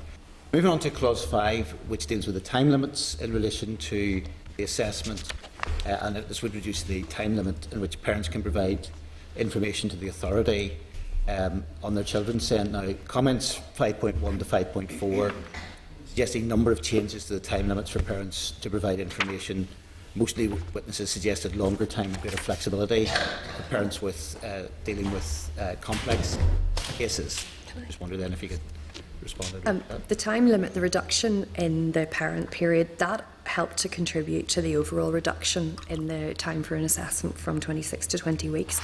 I think what we need to make clear here is, and maybe we have done in the past, is we completely recognise, and the framework already recognises, that not all parents will necessarily be able to meet that time limit, and therefore it's not the case that that the system would then reject any sort of request for assessment. One of the statutory exceptions, as with the health one, there is also one in relation to late information from parents, and all it would mean would be the new limit of the 20 weeks would be breached, but it would be breached for good reason, because potentially the parent hadn't provided the information. But I think in order for us to try and reduce the timescales overall, we do need to take them out at every different level. But we absolutely appreciate that there will be some parents who don't meet that, but that's absolutely already catered for, and they won't be disadvantaged by that. Okay, anybody? Apologies if that wasn't made clear at the beginning. So.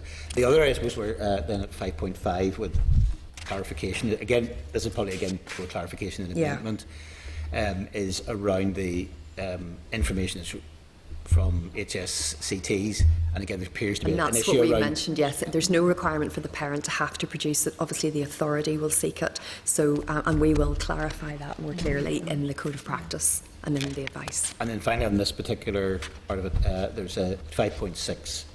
The AEPs have sought seeking confirmation that their role in state mitigation won't change. No.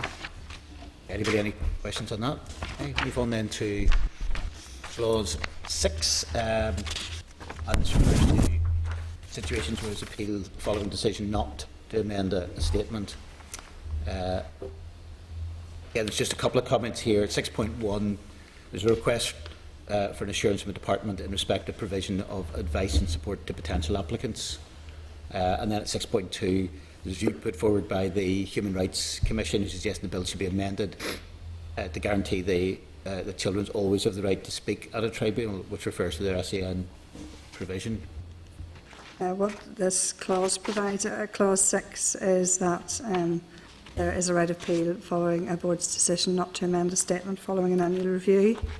And like other notifications regarding appeals, right of appeal to a parent, and in the new framework, the child over compulsory school age, a notice will go out, and that will include information which will be prescribed in regulations, which again will be subject to consultation. Currently, for the existing right of appeals, what this includes in terms of additional information would be about the contact details of the board, about the right of appeal itself, contact details to the tribunal, about the DARS arrangements, and that doesn't interfere with any decision for a person to make an appeal. But also importantly, what we're introducing, proposing to introduce through Clause 8 in relation to the mediation arrangements, what the requirements are with regard to mediation. So that information would be prescribed in regulations, which I think what we said earlier will be subject to consultation. Any comments just on relation to that? Okay, we'll move on then to Clause 7. If you wanted me to talk to 6.2, I'm already within the tribunal in the presence of the tribunal may summons any person to attend as a witness at a hearing regarding an appeal or claim, and also can give evidence at the hearing and produce documents in relation to a matter. The one proviso that is there in the existing SENDIS regulations is that regarding the child is that no summons of a child who's under 12 to attend, except at the present terms that it's, the evidence is necessary and will provide for a fair hearing. Any amendments that would be required to SENDIS regulations would have to be with the agreement and progressed by DOJ as these regulations under the Justice Review transferred to DOJ. We have already, as the Department has already had discussions with DOJ about the potential for this type of amendment to their regulations. And so the point that the Children's Commissioner and our Human Rights Commission have mentioned, we'll raise it with DOJ. Okay, and then, again, I'm not suggesting whether what particular view we'll take on it, but if you could perhaps, once you've got a response off DOJ, it may be useful to share that with us in terms of... Sorry, I didn't hit a little bit there, but at Clause 7 then, this is referring specifically obviously to appeals children under the age of 2. What I dealt with, one of the items is 7.1.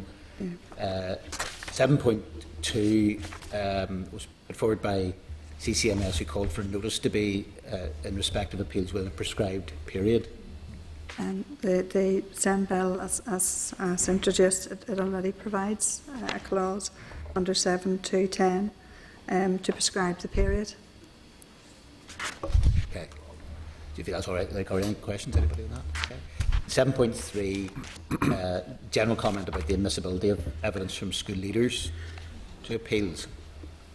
We weren't, in the case of a child who's under 2, we weren't clear in terms of what evidence would be required from school leaders, since the child, wouldn't be in the school. System. I know. I think they were probably a little bit confused as to if we're talking about, what would be required if they obviously got that they don't, if the child isn't at school already. So it seems to be a city circular. I think it might have been a general comment about will the views of school leaders be taken into account at appeals.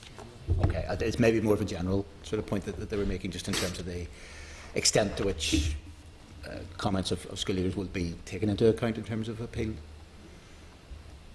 Again, maybe not in a great position to progress that much more. Okay, I've moved then on to Clause 8, which deals with mediations and connections with appeals. Again, I suppose the nature of this was that there was a number of requests for further information of how the service would work. And obviously, the committee wrote recently to the department seeking more information on the dispute avoidance resolution system. Comments 8.1 through to 8.4, all about the nature of the mediation service. So those really issues around how the mediation timescale would fit in with the tribunal timescale. Are there obligations? Appellants are obliged to use mediation. Are the findings confidential? What will costs be? How independent will the mediators be? So I suppose it's around all those issues and I suppose even in terms of the obligation side of it, I suppose. I've seen in other circumstances where there may not be an obligation to do a thing, but if it's then not done, there could be adverse inferences drawn from that side of things. So I suppose if you want to respond on those issues. In relation to the 8.1 mediation lodged the SENDIS on timescales, we don't consider that an amendment to this is necessarily appropriate, given that the bill already allows for the person to lodge the appeal before mediation. The only requirement is that the prospective appellant should seek and receive information and advice on the mediation before lodging the appeal. And the time frame that we anticipate for that is to receive such advice and mediation would be restricted in regulations to no more than 3 days, is what we're thinking, but clearly regulations will be subject to consultation. Entering into mediation will not be allowed to delay the SEN appeal process and would fit into the appeal time frame. Okay, and what about specific issues? Sorry, go ahead. Mediation, the actual mediation is not compulsory. Engaging mediation is a choice for the parent or the child of a compulsory school age for them to make. To seek information about mediation and advice and how it may help resolve an issue, that process is compulsory, but we envisage that it would take no more than a few days to complete. I think, the department wrote to the committee recently that set out the sort of arrangements with regard to mediation. One of the points that has been raised is that disagreement and mediation are often used interchangeably. How do they differ, really? Within the SEN bill, they refer to distinct processes. Disagreement resolution applies more widely in the SEN framework and is voluntary in both parties, and the parties could be the school and the parent, or it could be the authority and the parent. These are distinctively different from the proposed mediation arrangements under Clause 8, which apply specifically to those persons who are considering making an appeal to SENDIST. The existing appeal rights and those proposed in the SEN bill will not be impacted by the agreement to undertake or not to undertake the mediation. So I think the key thing is that the issue is that the parent or the child who's of a compulsory school age needs to have the conversation about how will mediation help. After that, it's their choice entirely whether they embark upon it. The SEN appeals to the tribunal against the decision made by the authority, and therefore the mediation would be between the authority and the potential appellant, and not the school and an appellant. I think there was a question also about assurances, seeking assurances for the independence and knowledge of mediators. It will be responsibility of the EA to ensure that any procurement exercise that they undertake will stipulate that mediators are able to demonstrate their independence and also their knowledge of the SEN framework as it operates, across the education sector.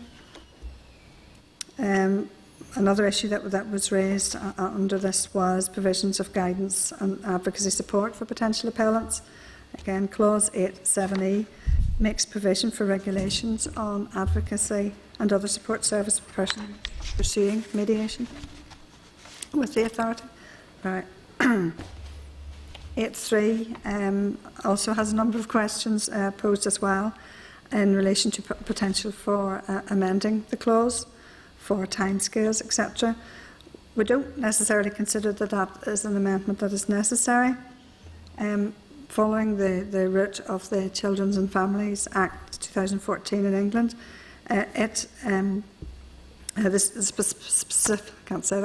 specifics in relation to mediation arrangements, they are set out in regulations, and the proposal that ours too will be set out in mediation arrangements. With regard to timescales for the issue of the mediation certificate and arranging mediation, in developing the regulations here, we will look to those regulations in England, but also what we want to be able to do is provide a speedier process. Mediation service itself will be free to parents and children, and EA will be funded by the department to commission it. In relation, in relation to for SENDIST, there's reimbursement of expenses. There's no proposal to reimburse expenses for either DARS or mediation. It's anticipated that both DARS and the mediation service will be delivered locally rather than the centres, which is centrally based in Belfast. We propose that the timescales for implementing the mediation decision will be in line with the existing SEN regulations, which requires the the authority to implement the decision of a tribunal. I mean, and I'll use an example. Say, as an example, as a result of mediation, if the authority would notify the parent that a statutory assessment is to be completed, they'll do so in the same time frames as they would under an order of the tribunal. So it links to the tribunal timescales as well. Confidentiality was another issue that was raised in relation to any mediation exchanges, and any contract for the provision of mediation would again stipulate the confidential nature of mediation. I think that's... Yeah, just to go back just at one point in terms of the issue you mentioned about advocacy, which was something you would be... Was this where the difficult circle to square?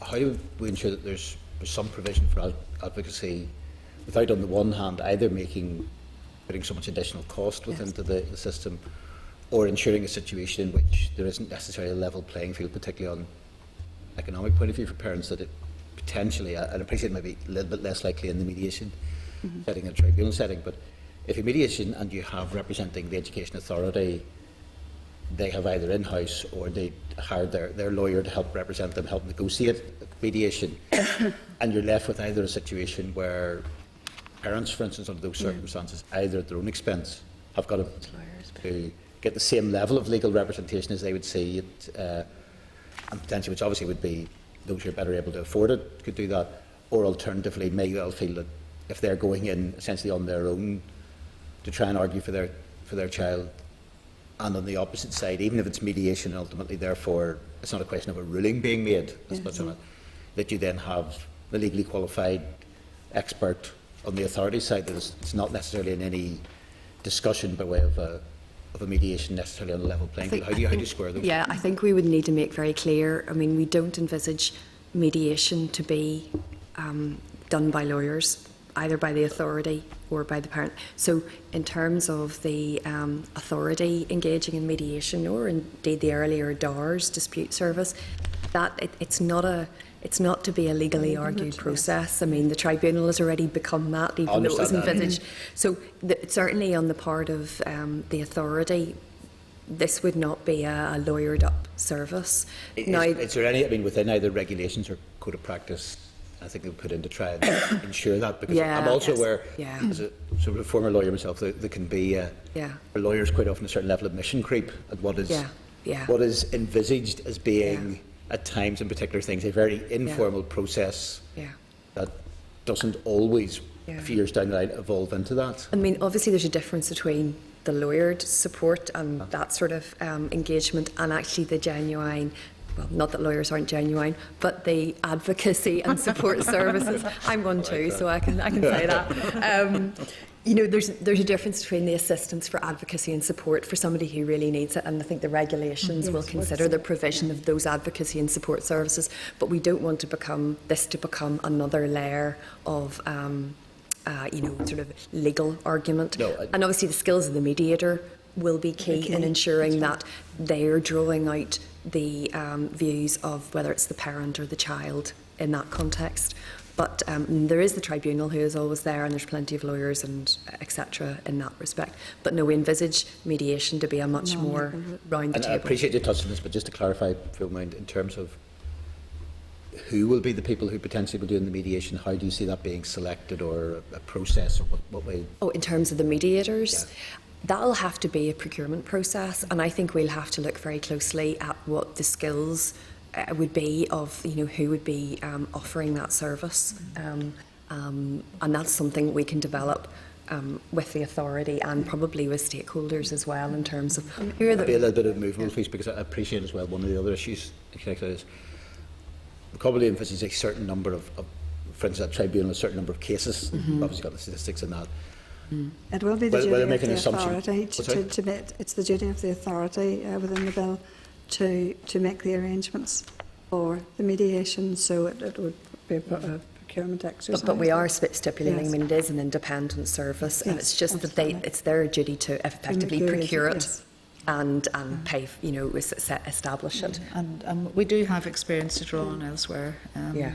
There are a large number of mediation organisations which have been established under I children's understand that. rights. I mean, the only issue slightly occurs to me a little bit when you've said that, and I appreciate this may be more occasionally in terms of perception, rather than if you get a situation in which it is the parents on one side and representatives of the education authority, probably at officer level, on the opposite side of it. You're mediating, but then the person who's the mediator has arrived through a process which has been procured by the body as a parent you're up against. Well, that's something I we appreciate can consider. it's It's all something meant we to be can consider, independent. but Will that create any level of yeah. perception of I people feeling that? think we would, build in, the requirement for independence. I think we can look at that. We'll thank you for drawing that to our attention, but I think we can build that in to ensure there's sufficient independence in terms of the mediator. Okay, anybody else have any other questions on 8.1 to 8.4? Was any other issue then? Was the other couple of issues just in relation to this that suggestion 8.5 Yes. that there's a sort of a regular review of the mediation service? You just want to comment on that?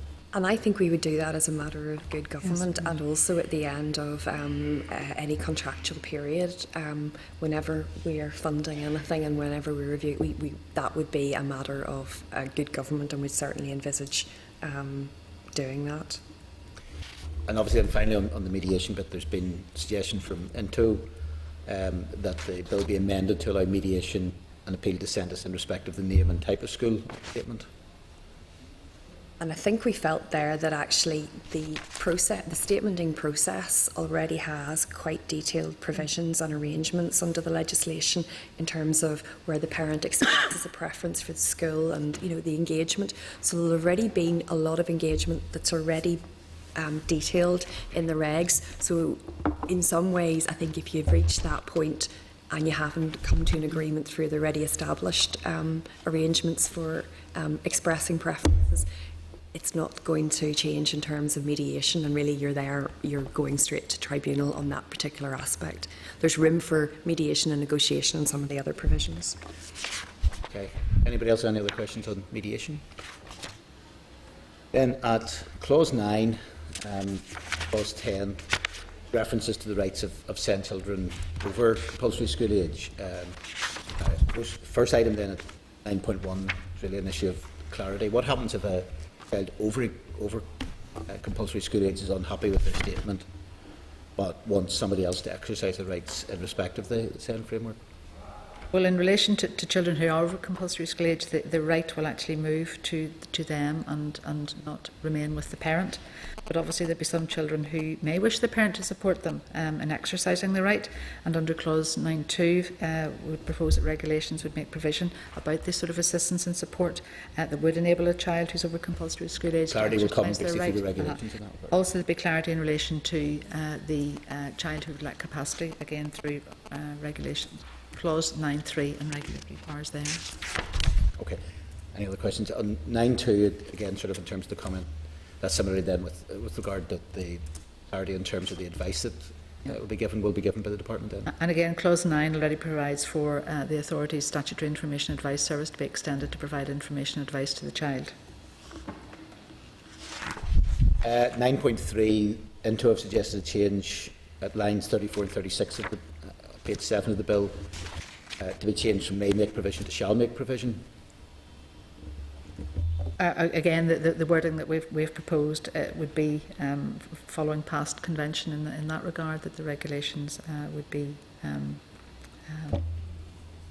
Generally, the drafting convention has said regulations may, and we just have simply followed that convention. Well, I appreciate there may that be in terms of- instances there where is- they say regulation shall as well. In terms of, I feel Yeah. Daniel Greenberg hovering over my shoulder at this point, but obviously there's a big distinction between a may and a shall. May is essentially permissive, and indeed in many cases is then followed through. Shall ensures that something does happen in that regard. So I think again, other than convention, is there a particular reason why this is may rather than shall? No particular no particular reason, but I think that generally in terms of moving the whole SEND framework forward, the department is relying on putting in place regulations, putting in place the code of practice to support the bill. I think we acknowledge that the key clauses, that they're taken forward in the bill won't work unless there's supporting regulations. So it's in our interest to ensure that the regulations do include all those required provisions to make things work. Okay, one other item just on this, because I think 9.6 is sort of covered by 9.5 is an issue about how the department is to determine the capacity of a child to exercise its SEN rights.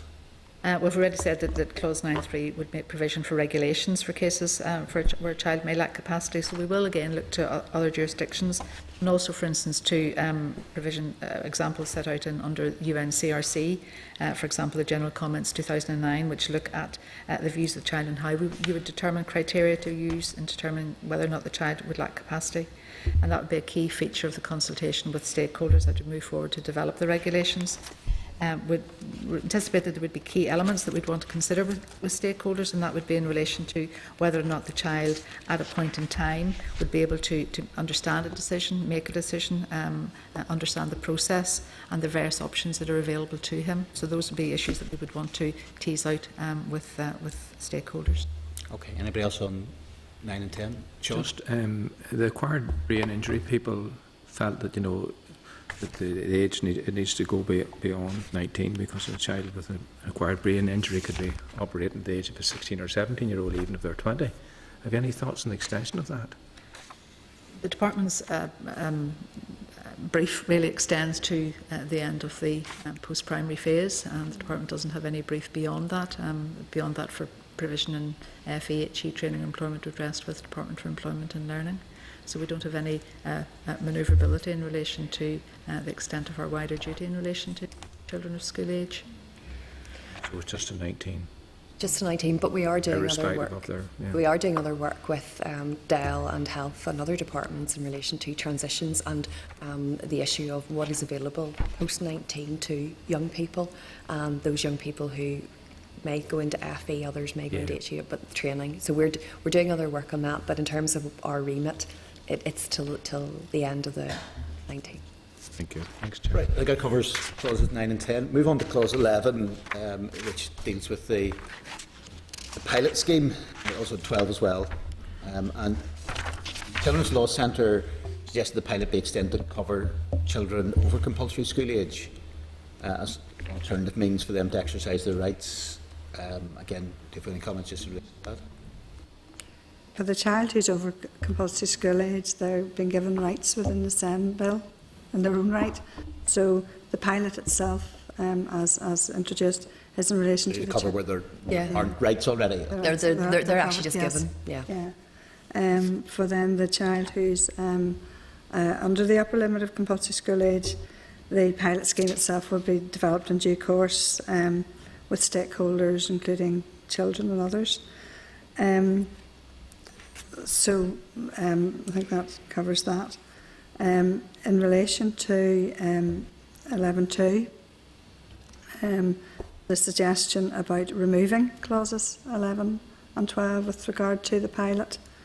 I suppose just because this goes on to a range of items. It does. And you've got, I suppose, witnesses came up with very different perspectives on this, and it went from either, on the one hand, that pilots should be abandoned, or alternatively, Sean, we'll have to stop because we're at 4. So if you leave, we'll have to stop.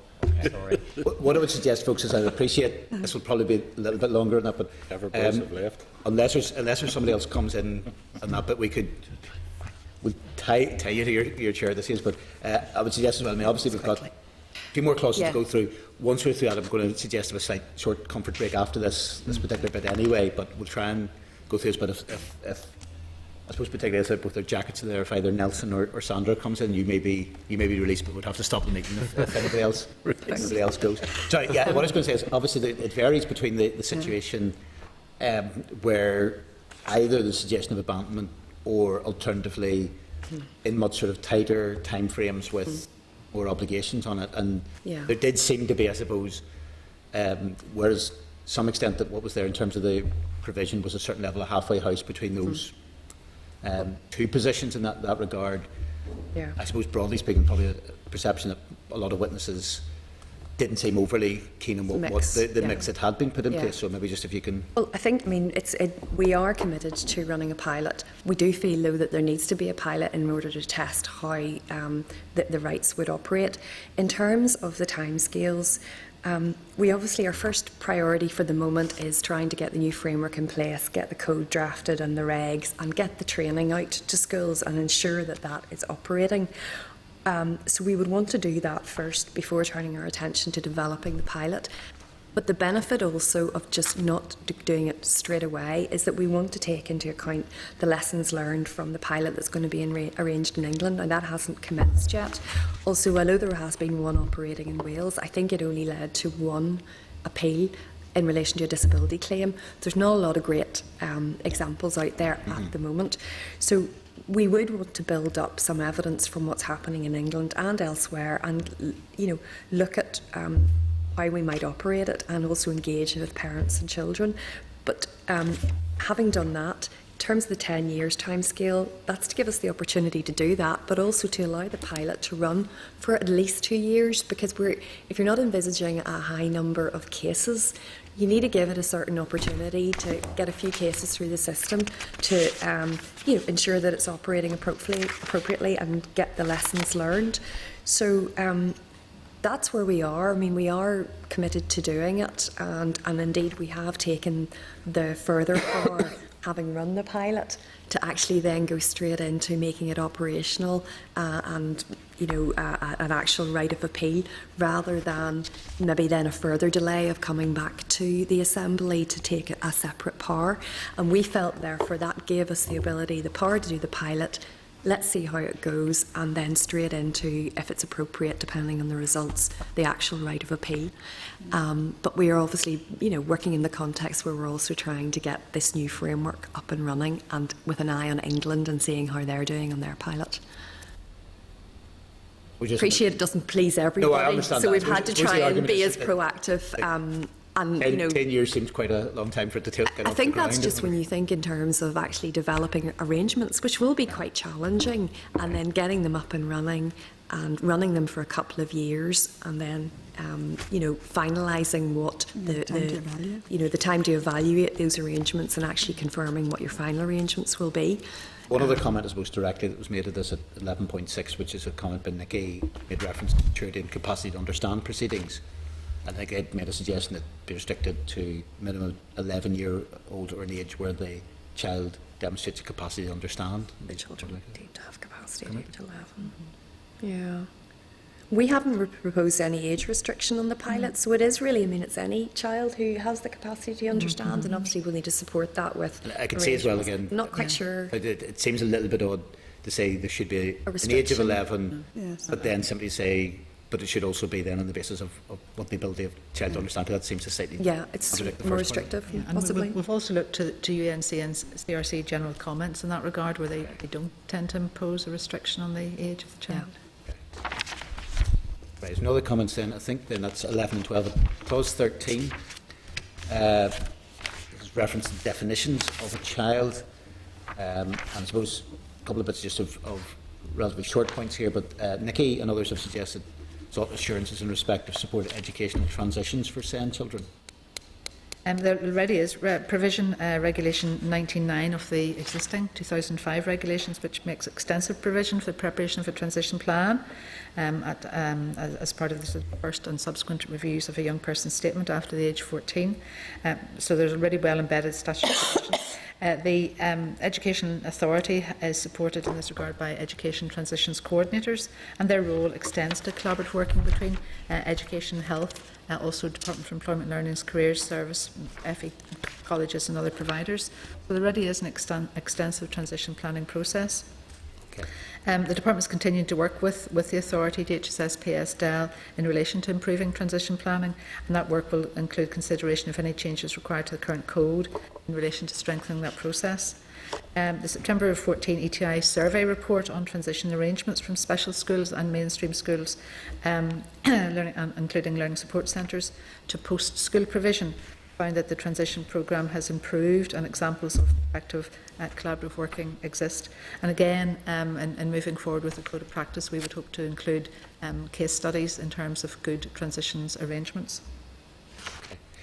I think in terms of the comments, 13.2 and 13.3 deal with the age, but that's the issues which particularly Sean had raised, so I think yes. probably already dealt with that.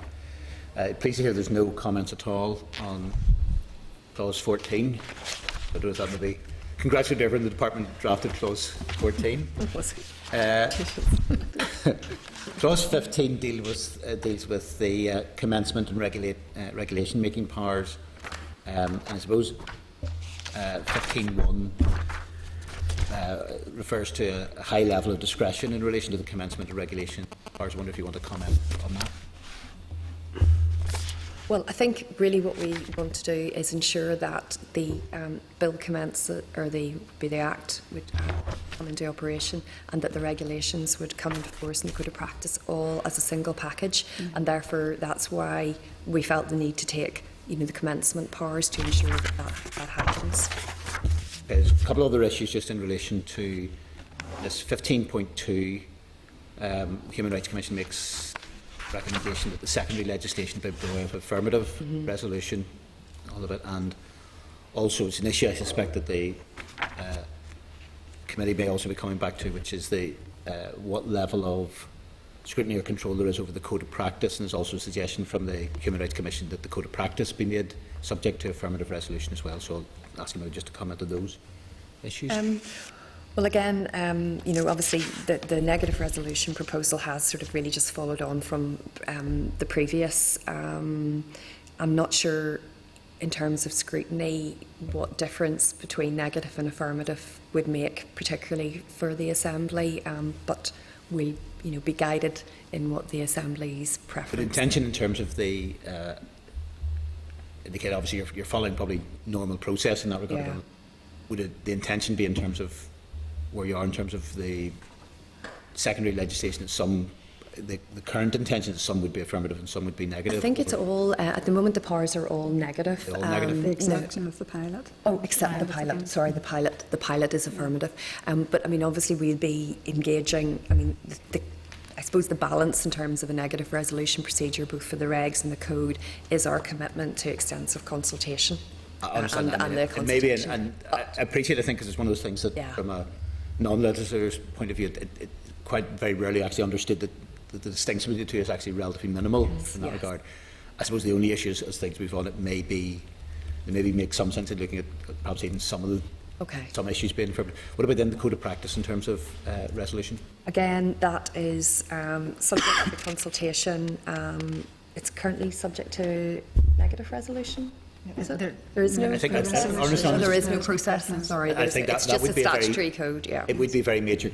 I think, to be fair, because a number of, because the nature it's very extremely detailed and deals with every level. So there would be a decision to be made in terms of Assembly resources and time. I suppose whether you want to get into that. I suppose level of detail. let me put it this way again, without prejudice to the views of the committee.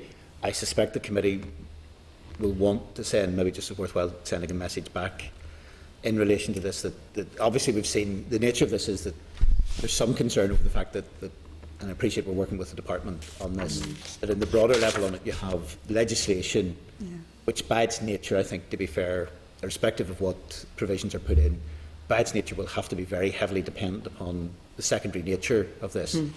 But to some extent to sign off on the primary legislation without a degree of insight into the secondary legislation I think is one thing.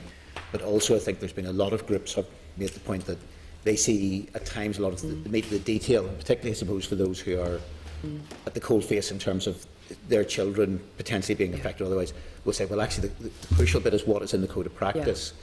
And I suppose there would be a concern, and I think it would be shared probably, I suspect, by the committee, that if you simply have a Code of Practice, which at the end of the day, however open the consultation is, but ultimately then simply comes back to a situation in which the department implements what it likes ultimately or doesn't, without there being any formal opportunity at all for the Assembly to say yea or nay to it in that regard. I think that would be something that certainly I think the committee would be reasonably uneasy with. I think it would be a comment. Is there an issue, and you'll know more than me, if in terms of the regulations, if some are negative and some are affirmative, would there need to be two sets of regulations, and would there be an issue there in terms of coherence, or can you proceed I think with some a single set of regs with some affirmative and some negative? Well, I don't think there'd be any particular problem in that regard. And as you say, perhaps on the issue of affirmative and negative, some of that is probably more. It may go to slightly the quality level of. It may make of some level of impact of the scrutiny because of the fact that physically then it would be in front of us. I think, as I said, I would possibly, speaking personally, I think I may well share a view that at times people get a little bit too hung up on the distinction between the two, because from a practical point of view, if a committee and therefore essentially then the Assembly want to stop something, you know, simply something being proposed to them and saying no to it, or if there's a determination for the committee or anybody else to basically say, well, actually we want to block this, to put down a prayer of annulment. There's a relatively small hurdle between the two. I think the bigger concern, I think, to be fair in that, would be a situation in which a code of practice, however detailed, was issued without anybody having any say in it. I suppose the other issue, where it does relate to the balance between what's in the bill and what's in regulations. As you know, probably the big distinction clearly is, as regards regulations, you're kind of left with ultimately a fairly nuclear option, which is depending upon what the regulation is. You may find there are 3 or 4 good bits of that regulation, and maybe one bit you don't like, but you can't amend the regulations. In that regard, which does leave you, I think, in the position of either trying to hold up the thing by saying no to it, and the department coming back with something else, which again would be a position which wouldn't be preferred, and that sort of thing. And that's where we have said we hope to come to you in the autumn with and bring you through as much detail as possible on the regs, so that you do have an opportunity at that stage to. And I think that's fair enough. But I think, and again, I appreciate you're not in a position to send directly today. I think there will be, a significance as well in some form of Assembly input and be it probably by way of resolution in terms of the code of practice. I think will give people a certain level of assurance in that regard. Okay. The other point is just on 15, on the commencement bit at 15.4 and 5. One suggests that support be quantified and specified, and the other that statements should follow children rather than institutions. I just wonder if you want to comment in relation to that. And Article 16.3 of the 2006 order already provides that the statement shall specify the special education provision to be made for the purpose of meeting the child's SEN, and also be further. There is currently guidance in the Code of Practice, and that would be proposed to be continued. In relation to whether or not the statement follows the child, the statement is specific to the needs of the individual child. And the current legislation makes provision for the statement to be reviewed annually, and also following a request by a parent for a statutory reassessment. So the provision made in the statement necessarily requires amendment if the child moves between education sectors, and also allows that the name of the particular school would be changed if a child moves, say, from primary to post-primary. So the child, in a sense, the statement does follow the child. And makes the provision appropriate to the sector in which the child is placed. Okay. Any other comments from anybody in relation to that? Okay. I'm sure you'll also be greatly surprised that there's no commentary on the short title of the bill. I think I've yet to see it in any piece of legislation. Maybe there has been. In that regard, doesn't immediately ring a bell. And similarly, I think with the schedule dealing with transfer of rights. Again, there's no commentary on that. There are a few other general comments which are contained then within sort of the table of papers, some of which, to be fair, we've touched on already. Comments 18.1 and 18.3 deal with consultation on the Code of Practice and Regulations, and I suppose to some extent you've touched on that already, but is there anything you want to add? Well, just throughout the whole process so far, we have engaged in considerable consultation with children and young people through schools, special schools, vulnerable groups of children and young people. And as moving forward, we'd like to engage further with Nikki if they have any other suggestions in terms of how that could be further improved. Okay, 18.2 dealing with the SEN budgets, I think with the budget situation already. 18.4 in terms of the issue about threshold for SEN support and extended consequential reduction in the number of statements. I suppose this is maybe, if you like, the flip side of the argument of if we're seeking to have a bill which on the face of it then has additional duties and opportunities in that regard, is there going to be some level of counterbalance in terms of the threshold levels to make those more difficult in terms of statements? And again, I want to I think that the bill, the regs, or the code, none will actually sort of set thresholds. It would be for the Education Authority to determine cases where children will need a statement moving forward. But it has been a feature of the SEN review that there is the general proposal is to try to meet the needs of children earlier. And that the supports are more readily available, either by the school through the increased duties on boards of governors or through the authority as set out in their plan. So we would want to see moving forward that the authority would be able to make supports to children, perhaps to prevent more significant or more bureaucratic provisions at a later stage of the framework. So, I mean, I think we touched on this in our recent correspondence to you, and I think Dr. Mangan mentioned to it in her session. I mean, if there's to be any reduction in the number of statements, then we would hope that would be because there's less parents stroke pupils needing to request statutory assessment because actually their needs are being met well at the stages 1 and 2. So that, that would be a positive outcome. Okay, move on then to the next comment, which is on the issue of education transition for children with disabilities. There are no proposals to remove or weaken the statutory transition planning process for statemented children as part of the review. And there is already a well-embedded statutory transition planning process in our schools with detailed guidance in the Code of Practice. We're considering is currently being given as to what changes could be made to existing transition planning arrangements in order to better support the process and to strengthen it in certain areas. And any such changes would be reflected in the Code of Practice, including case studies and models of best practice again. Again, just in terms of then a few other comments at 18.6 to 18.8, some of which these have been covered already about additional cost, incentives, and obviously suggestion particularly for an EQIA. Could you I think we're content in terms of our EQA screening outcome.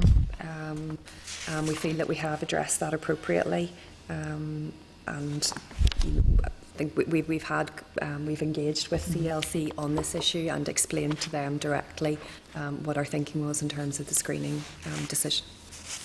Okay. Then at 18.9 is the issue been raised about additional training for social workers dealing with SEND support for disabled children. Comments in relation to that? Well, DE isn't directly responsible, obviously, for training of social workers. We share this view with DHSSPS, and obviously the Education Authority boards already would have taken opportunities for joint training. Some of the pilots which we would have run in relation to the review would have proactively looked at opportunities for joint training. Okay, a couple of other items just we need to go through then. 1810, 1811 is in relation to calls by the Quality Commission for additional obligations on the authority. Schools reaction just on. The reviews dealt specifically with matters within the SEND framework, and it didn't consider the disability discrimination aspects of the Special Education Needs and Disability Order to make changes to the disability framework would require full consideration and consultation. Okay, anybody else? 1812 to 1815 is there's a number of suggestions in terms of changes to SEND, I suppose, particularly in relation to publication and sort of availability of those. Want to make a comment just in relation to those? Well, 1812 again is another point around disability discrimination claims and compensation, which disability wasn't considered within our particular consultation and piece of legislation. 1813, yes, as SENDIST obviously as part of the Courts and Tribunals Service, this would be a matter for them, but we're aware that SENDIST has been considering the publication of their decisions, but they will need to take into account issues in relation to data protection and safeguards. But I think that would be taken forward under the Court Service website and procedures there. Allied to that in terms of support data at 18.16 is the issue of sort of the collection of supported data. The data is already collected through the annual school census in relation to both children with SEN and those where the school principal understands the child may be regarded as disabled, so that already exists. I think 18.17 was largely covered over at one point. 8. So those are the direct comments. But any other members have any other comments which haven't been covered? It's been fairly extensive so far. Just 2 other final queries, perhaps, I suppose, to seek the department's views. We've mentioned, obviously, there's been indication of the department of a desire to work together in terms of the regulations. You've any sort of further clarity when you anticipate that we'll be able to see the draft regulations? Well, unfortunately, the team is here, and we have been pretty engaged. It's okay. Look, I mean, you can get back to work before lunchtime. Yeah. now that we've obviously been engaging extensively the committee with your queries, as is appropriate, and appearing today. So our attention has been to facilitate the committee's consideration, and now moving into the summer and recess. The regs and the code of practice are our next attention. But we have, I mean, the Minister obviously has given a commitment that as regulations are developed, we won't wait until everything is a final package. We'll try and feed things through as they are I think from that point of view, and again, I would say again, I don't think I haven't said it publicly or privately in terms of that, we would regard it as pretty critical to see the draft regulations, and even if we're not in a position of saying here's precisely what is going to be put through, I think early sighting would be critical to that regard. The other issue, just in terms of timescale, obviously there's a lot of work for us to go through in relation to this as well, some of which I think timescale will also depend upon how quickly we get stuff back. In terms of any additional time, there's obviously a provision that we can seek a certain amount of additional time with this. I mean, what's the department's, obviously we're keen to get this through, but we want to... I think the key is obviously us trying to get it completed within this mandate, and we'd have to take a view from our legislative section, obviously speak to the clerk in terms of okay, well, if you can liaise a little bit with that, I mean, again, there is a sort of a cart and horse type quality to this as well on it, and I think the more that we can get back, the quicker we can get back, I think will facilitate how quickly we can move through some of these, but I'm sure on all sides everybody appreciates both the need for this to be done, but also to ensure that it's got right as well. Yeah, absolutely. Significance as well. Thank you. Okay, well, look, thank you for going through this in such a thorough manner, which I think will be very helpful to our deliberations when we come to look at this again at our next session. So thank you, the three of you, for thank you. And your help. We are looking in terms of members. I think anything that else we would seek at this stage. Chair, if the committee wants to write to the department just around the issues that were mentioned that we didn't get a full answer on, around parental challenge, the right to speak at tribunal, advocacy, how capacity of children to participate is going to be determined, and publication of SENDIS decisions, just on those. There's also, members, I think we're committed, which I think is the useful thing, and I think we'll have to work out just a timescale to have further sort of informal evidence session with stakeholders now. I think that will have to happen at some stage directly in the autumn. I suppose ideally if we'd had all the information aiming at probably in early September, but I think we'll have to work out how we can schedule that. There's probably not a great deal point in going before we've got a wee bit more detail in relation to that. So we're hoping then to begin the formal scrutiny sort of in September. Are there any other comments just at this stage? I would suggest, I know, Sean, I don't know whether you still need a way or whatever at that point on it, but suggest obviously with a fairly lengthy session, we maybe take a 5-minute comfort break for members. Okay. I need away. You're away. I'm going to have to go at 1:45. I'm just going to have to go as well for good. Okay, well, if people are under time pressure, then perhaps if you're going at this stage, I don't know, do we know where Sandra is? Or where? She said she'd be back by now. Do you want to try and do correspondence, Chairperson? Okay, we're trying to do correspondence first of all, anyway, at least so we can ensure that. Go one. Well, that's okay. Well, okay, we'll move through correspondence very quickly in that regard. I'm just judging as well from a point of view of numbers.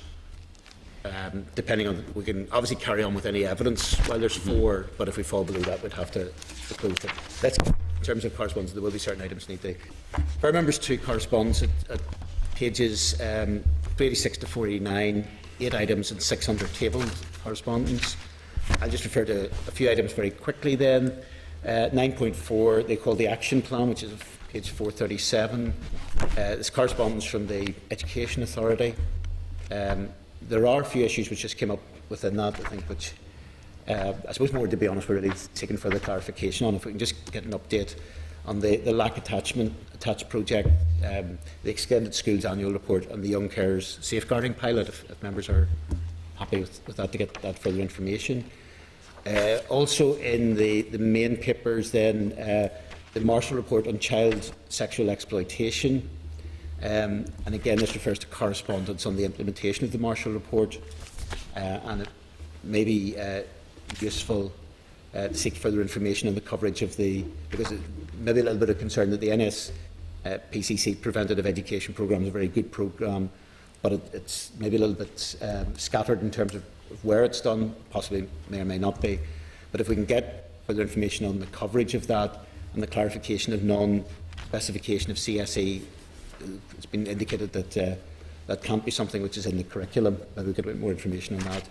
And also the committee right to the ITE providers in respect of the CSE guidance to new teachers. Would those be useful? Does anybody have comments there? Okay, members are agreed on that. Under the tabled items, there's a letter obviously from ABI parents where they helpfully provide details of relevant researchers, and perhaps if the clerk can follow that up. Also under 910, under the tabled items under Education Authority at 911, members note the correspondence from the Education Authority provided assurances in respect of governance at a primary school.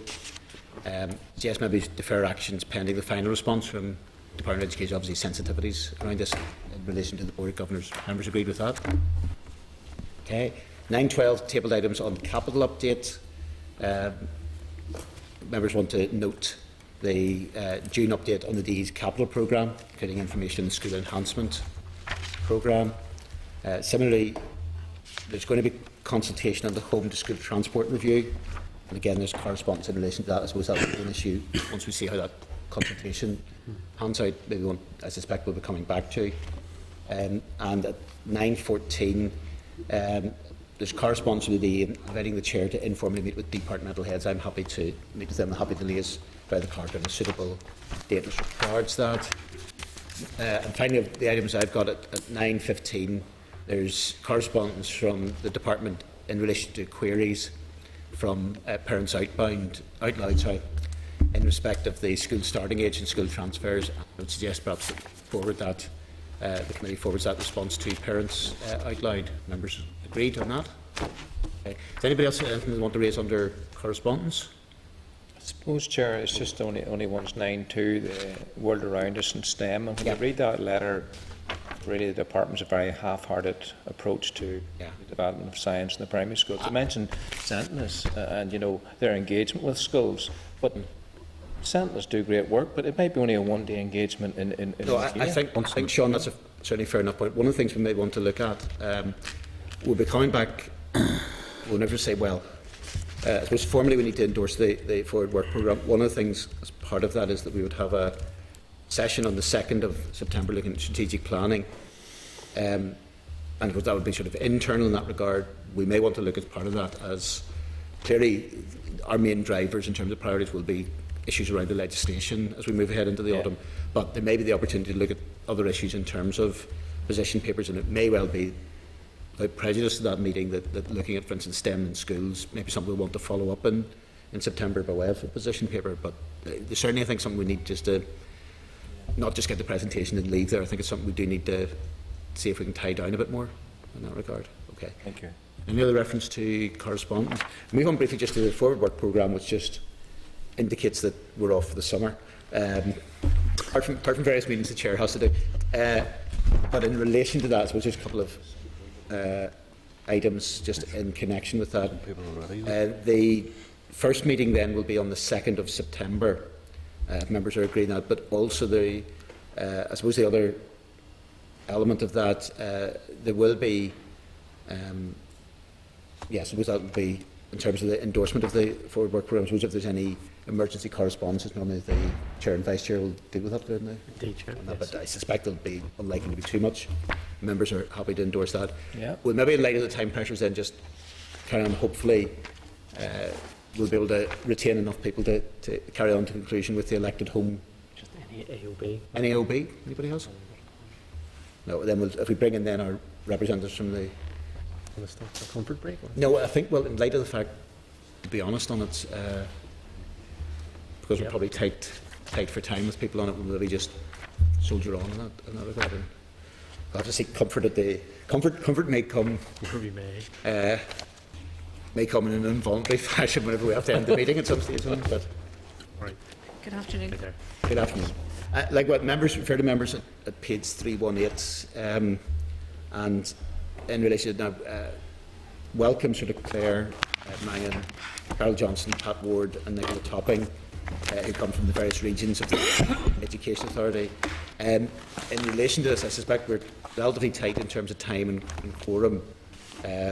So perhaps we'll make a very short presentation. We'll then open it up to questions on the issue.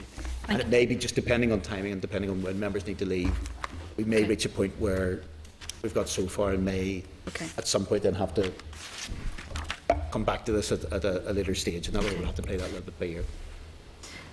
Chair, thank you, and board and members of the committee, thank you for the opportunity to attend the Education Committee today to provide an update on the progress that has been made towards the development of a regional educational policy on elective home education.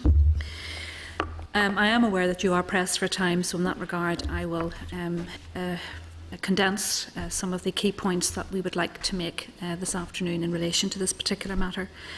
However, in this regard, I will very briefly comment on the rationale for an elective home education policy, the consultation methodology, the identification of the key themes and the proposed way forward.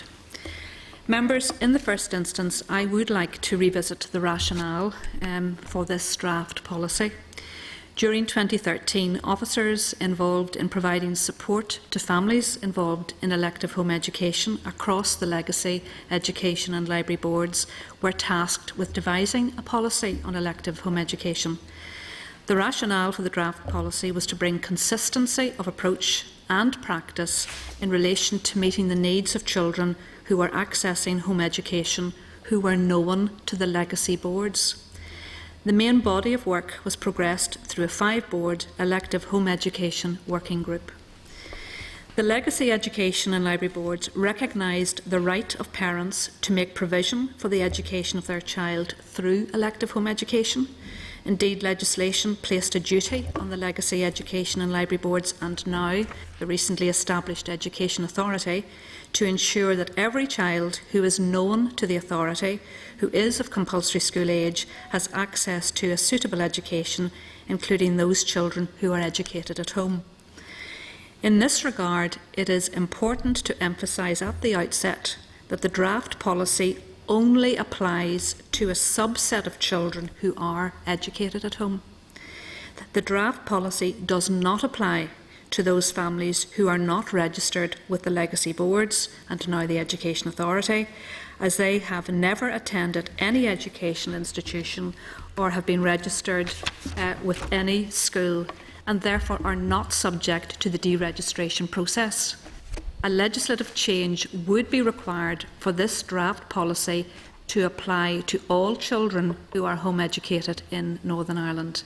So quite simply, this draft policy does not have a direct impact on those families who have elected to home educate and who have not formally registered their intention to do so with the legacy boards and now the Education Authority. In the main, legacy boards became aware of children who were home educated because the children were initially registered in school and were subsequently deregistered by the school, further to the parent informing the school that it was their intention to educate their child at home. And this was in compliance with the Department of Education Circular 2010/07. In other cases, professionals would contact the legacy boards if they were aware that a child was being home educated. The draft policy was also designed, in addition to supporting those parents who had been, whose children had attended school, the draft policy was also designed to assist legacy boards in fulfilling their obligation to ensure that a child of compulsory school age living in their area who previously registered in school was accessing an efficient full-time education suitable to his age, ability and aptitude and to any special educational needs he may have. In addition to issues relating to educational needs, matters that related to child protection, and safeguarding have become important over time, with particular reference to the Children Order and subsequent duties placed on the legacy boards and now the Education Authority, with reference to the Safeguarding Act 2011. With regard to safeguarding, awareness of the universal right of the child to be protected is essential. The safeguarding of children, both those who attend school and those who are educated at home, is of paramount concern and is the responsibility of the whole community. In this regard, issues that relate to the protection of all children who are known to the legacy boards was recognised. I'm not going to go into detail, Chair, in terms of the methodology, in terms of the detailed responses received, but I will outline very briefly the methodology that was used. So in that regard, the consultation exercise commenced in April 2014. The exercise was carried out simultaneously across all 5 legacy boards, and in advance of this consultation, a preliminary Section 75 equality screening of the draft policy was carried out. It is important to note that no differential impacts on any of the 9 equality groups were identified. Those invited to respond included families registered with the legacy boards for home education, all schools within the legacy boards area, the Section 75 equality consultees, and key stakeholder groups such as the Children's Law Centre, the Northern Ireland Commissioner for Children and Young People, Home Education Northern Ireland and Special Education Needs Advice Centre. The draft policy and the pro forma were also available on the board's legacy websites. It's important to note that 8 focus groups were also held as part of the consultation process, which were attended by 37 parents and young people. 264 responses were received by the conclusion of the consultation exercise on the 27th of June 2014. 74% of all those who responded to this consultation exercise were from the category Other, that is, they did not come from any representative group. And it's also important to note that 1 petition with 3,300 signatures was forwarded to all boards by the Department of Education. But again, it is important to note that the majority of those signatories to this petition were not from respondents located. They were from respondents located internationally. In other words, only 4% of those respondents resided in Northern Ireland. Chair, very briefly, I'm not going to focus on the emerging themes. They can be considered more fully when the consultation summary is published. So in that regard, I'm going to very quickly outline the proposed way forward in relation to this particular document. As members of this committee are probably aware, the consultation responses have been collated and analysed. It is important to emphasise that detailed consideration has been given to all responses that have been received. As we move forward, it is intended that documentation relating to the draft policy and the consultation summary will be presented to future meetings of the relevant committees in the Education Authority. This is likely to occur in the autumn of 2015. Subject to the consideration and agreement of board members in the Education Authority, this consultation summary will be published. Further amendments to the draft policy are likely to be made. The amended documents will be screened in line with Section 75 requirements, and it is hoped that through this process there will be progressive engagement with families who elect to home educate in the best interests of children and young people. Thank you, Claire. I'm going to, a number of questions. I want to kick off just on 3 quick issues. Clarify just in terms of the legal right of the Education Authority, what legal right has, or what's the position in terms of what can it compel parents to do, or what can it compel them not to do in terms of that, in terms of, you obviously have to comply with, there has to be a review, but are parents under any legal obligation to, if a review is done relating to that, provide information or actually have to follow whatever is produced in terms of it? I think what I've said in my opening comment is that there are children who are home educated, and this draft policy, in line with our legislation, only applies to a subset of those children. Yes. Okay. So those children who have never been registered in a school, this policy does not apply to them.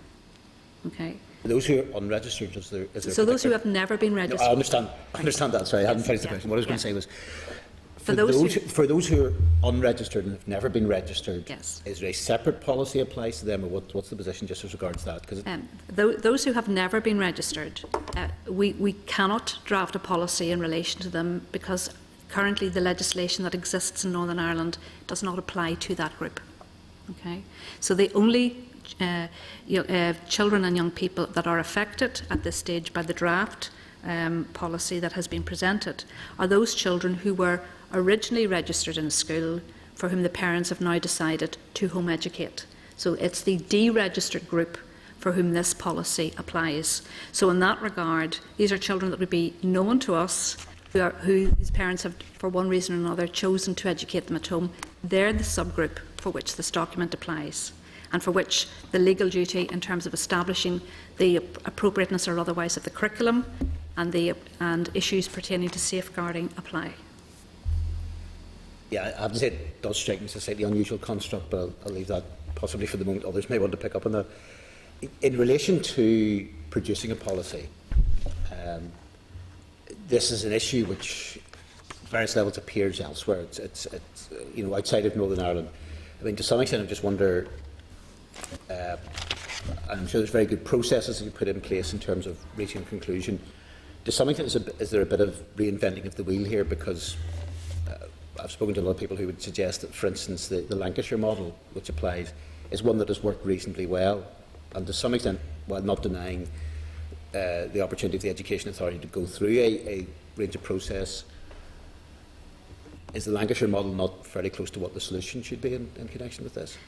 I think I'm really here today fundamentally to focus on the consultation process that we have applied, and I think that we did take into consideration references made to the Lancashire model in the consultation responses that were submitted.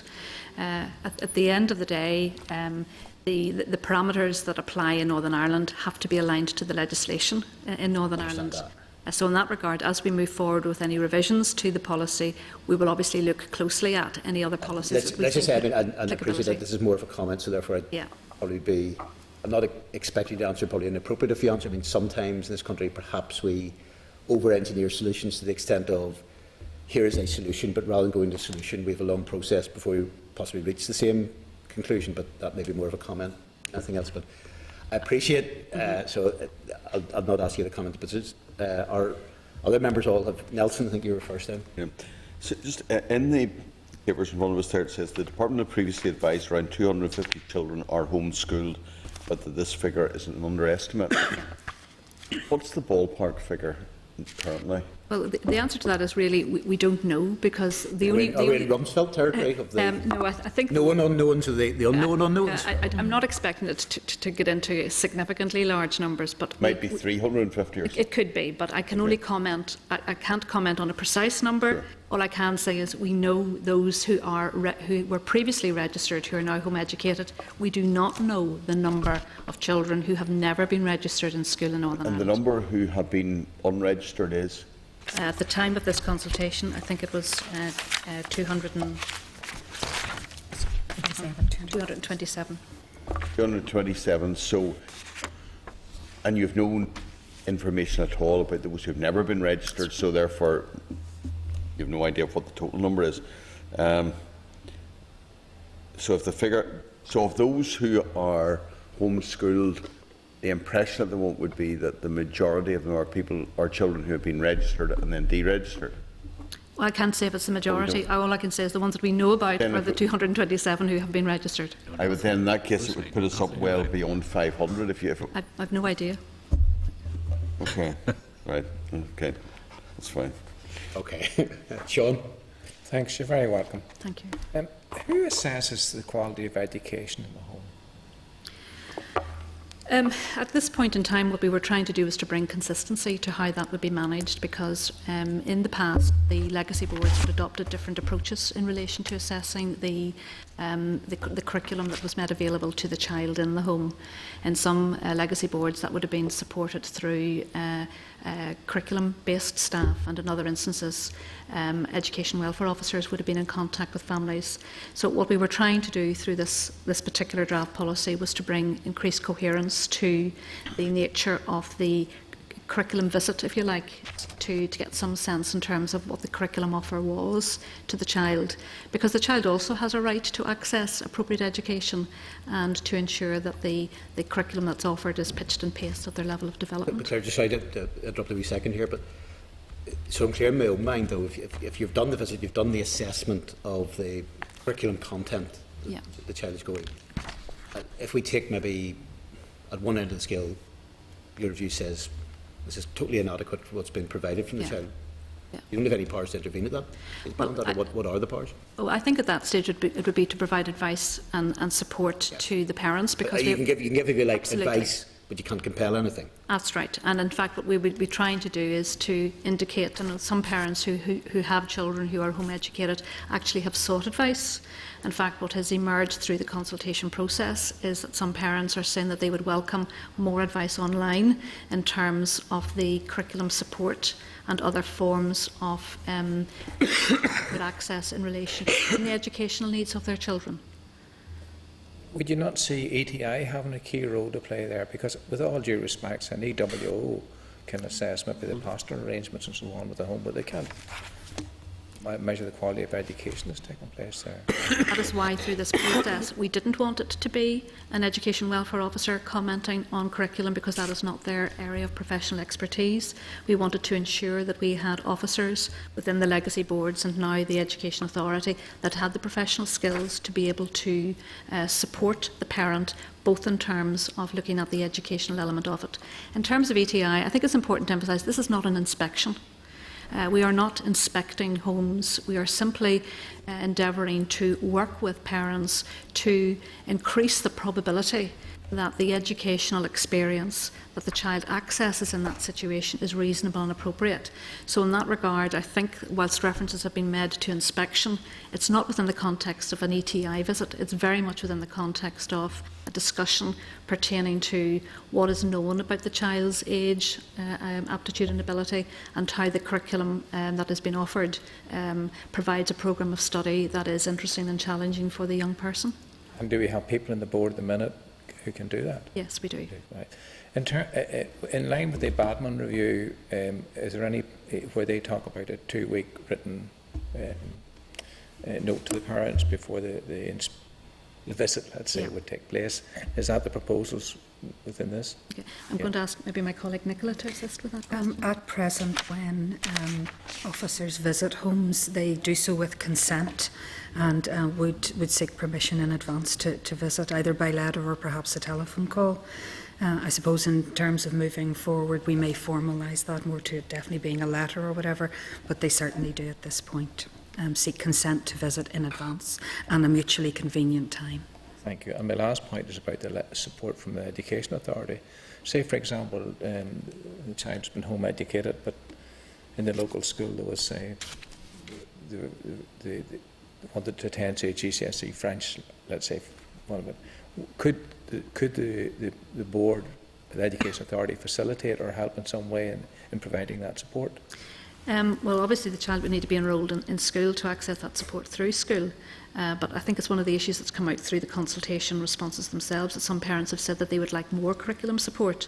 So as we move forward with this, we would like to have more concerted engagement with those parents in terms of what could that support meaningfully look like to be of benefit to their child and to them in delivering support to their children at home.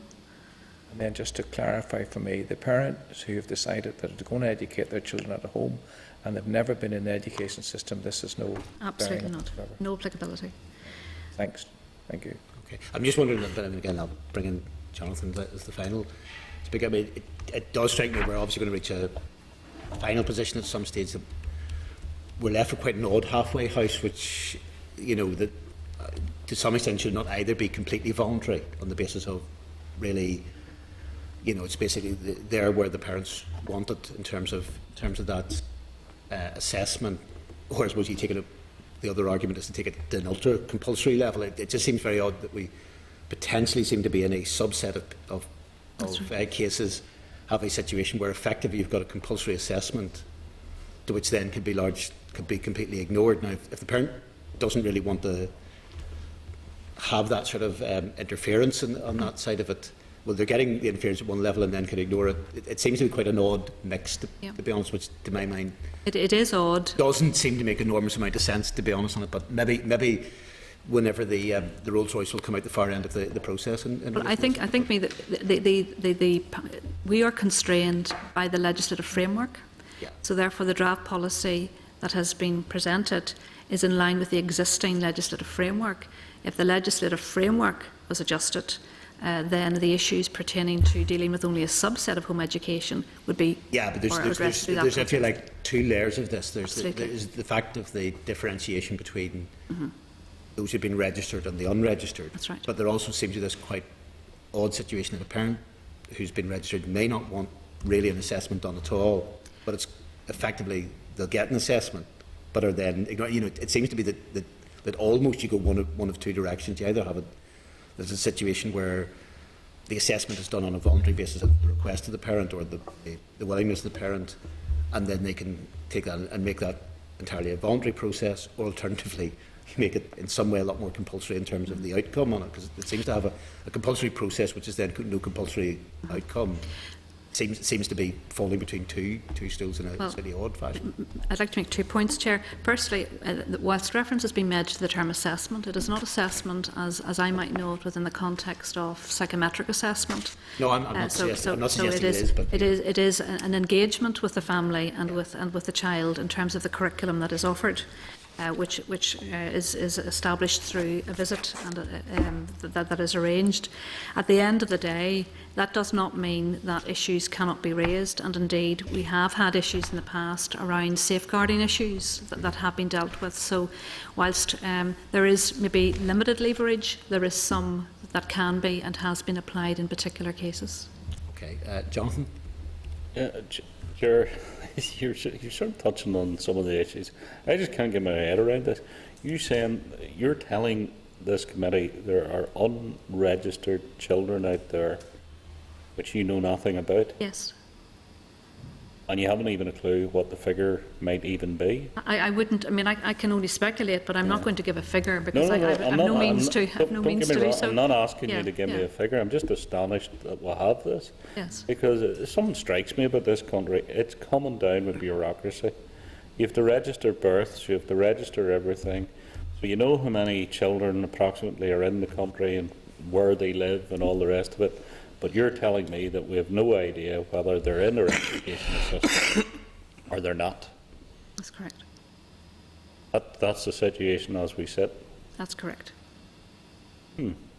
Slightly bizarre. The other thing I find slightly bizarre about our position here today, and the Chair's already touched on this, is that we're now trying to, give advice, whatever way you want to put it, or review what's actually going on in homes where people have made that decision to do home education. Some of them may have fundamental difficulties and problems with the curriculum as it sits in Northern Ireland, whether that be religious or otherwise.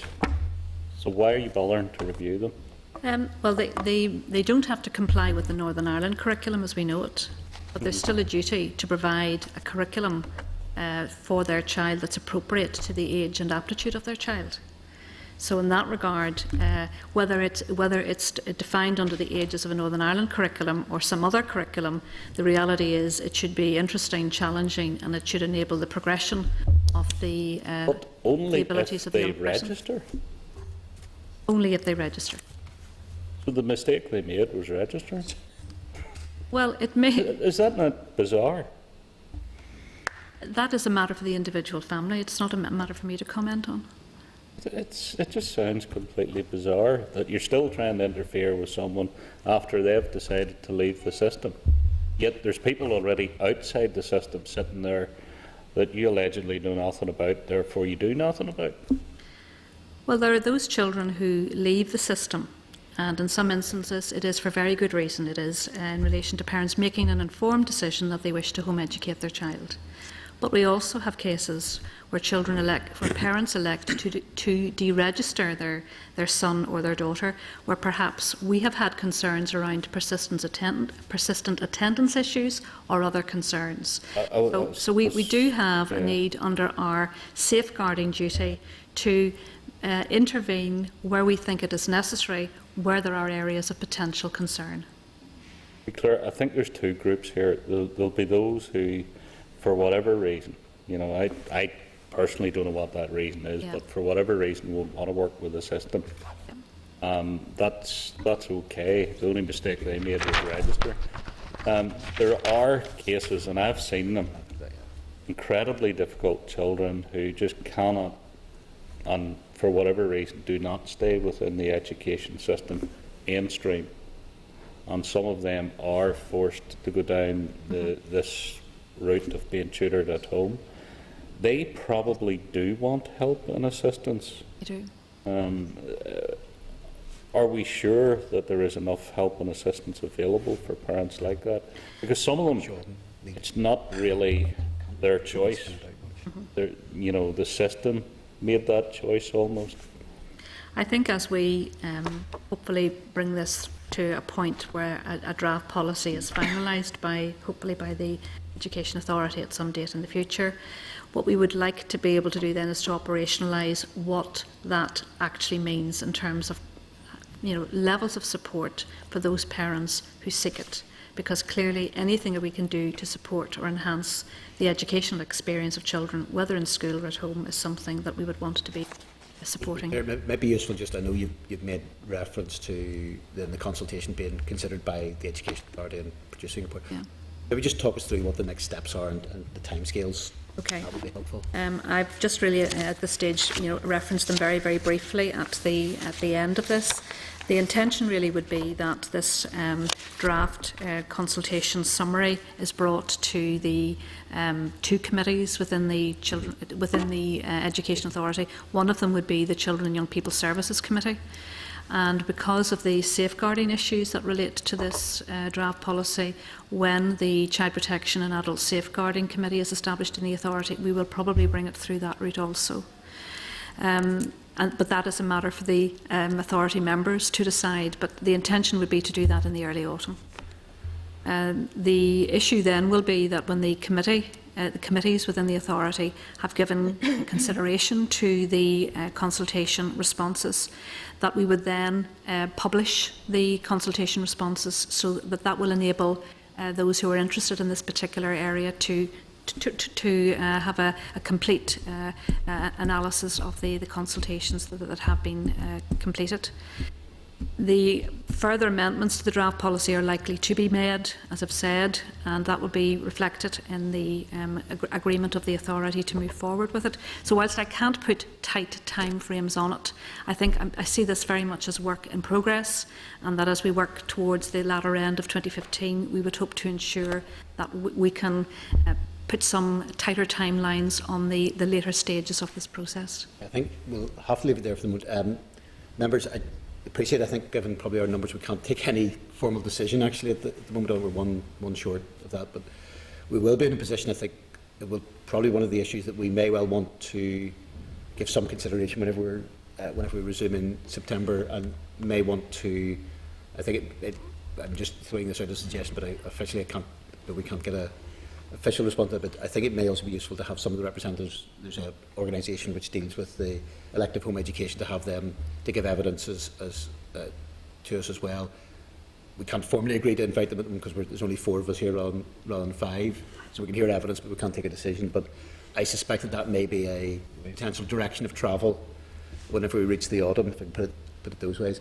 And I'd like to thank you, Claire, and your colleagues for your session today.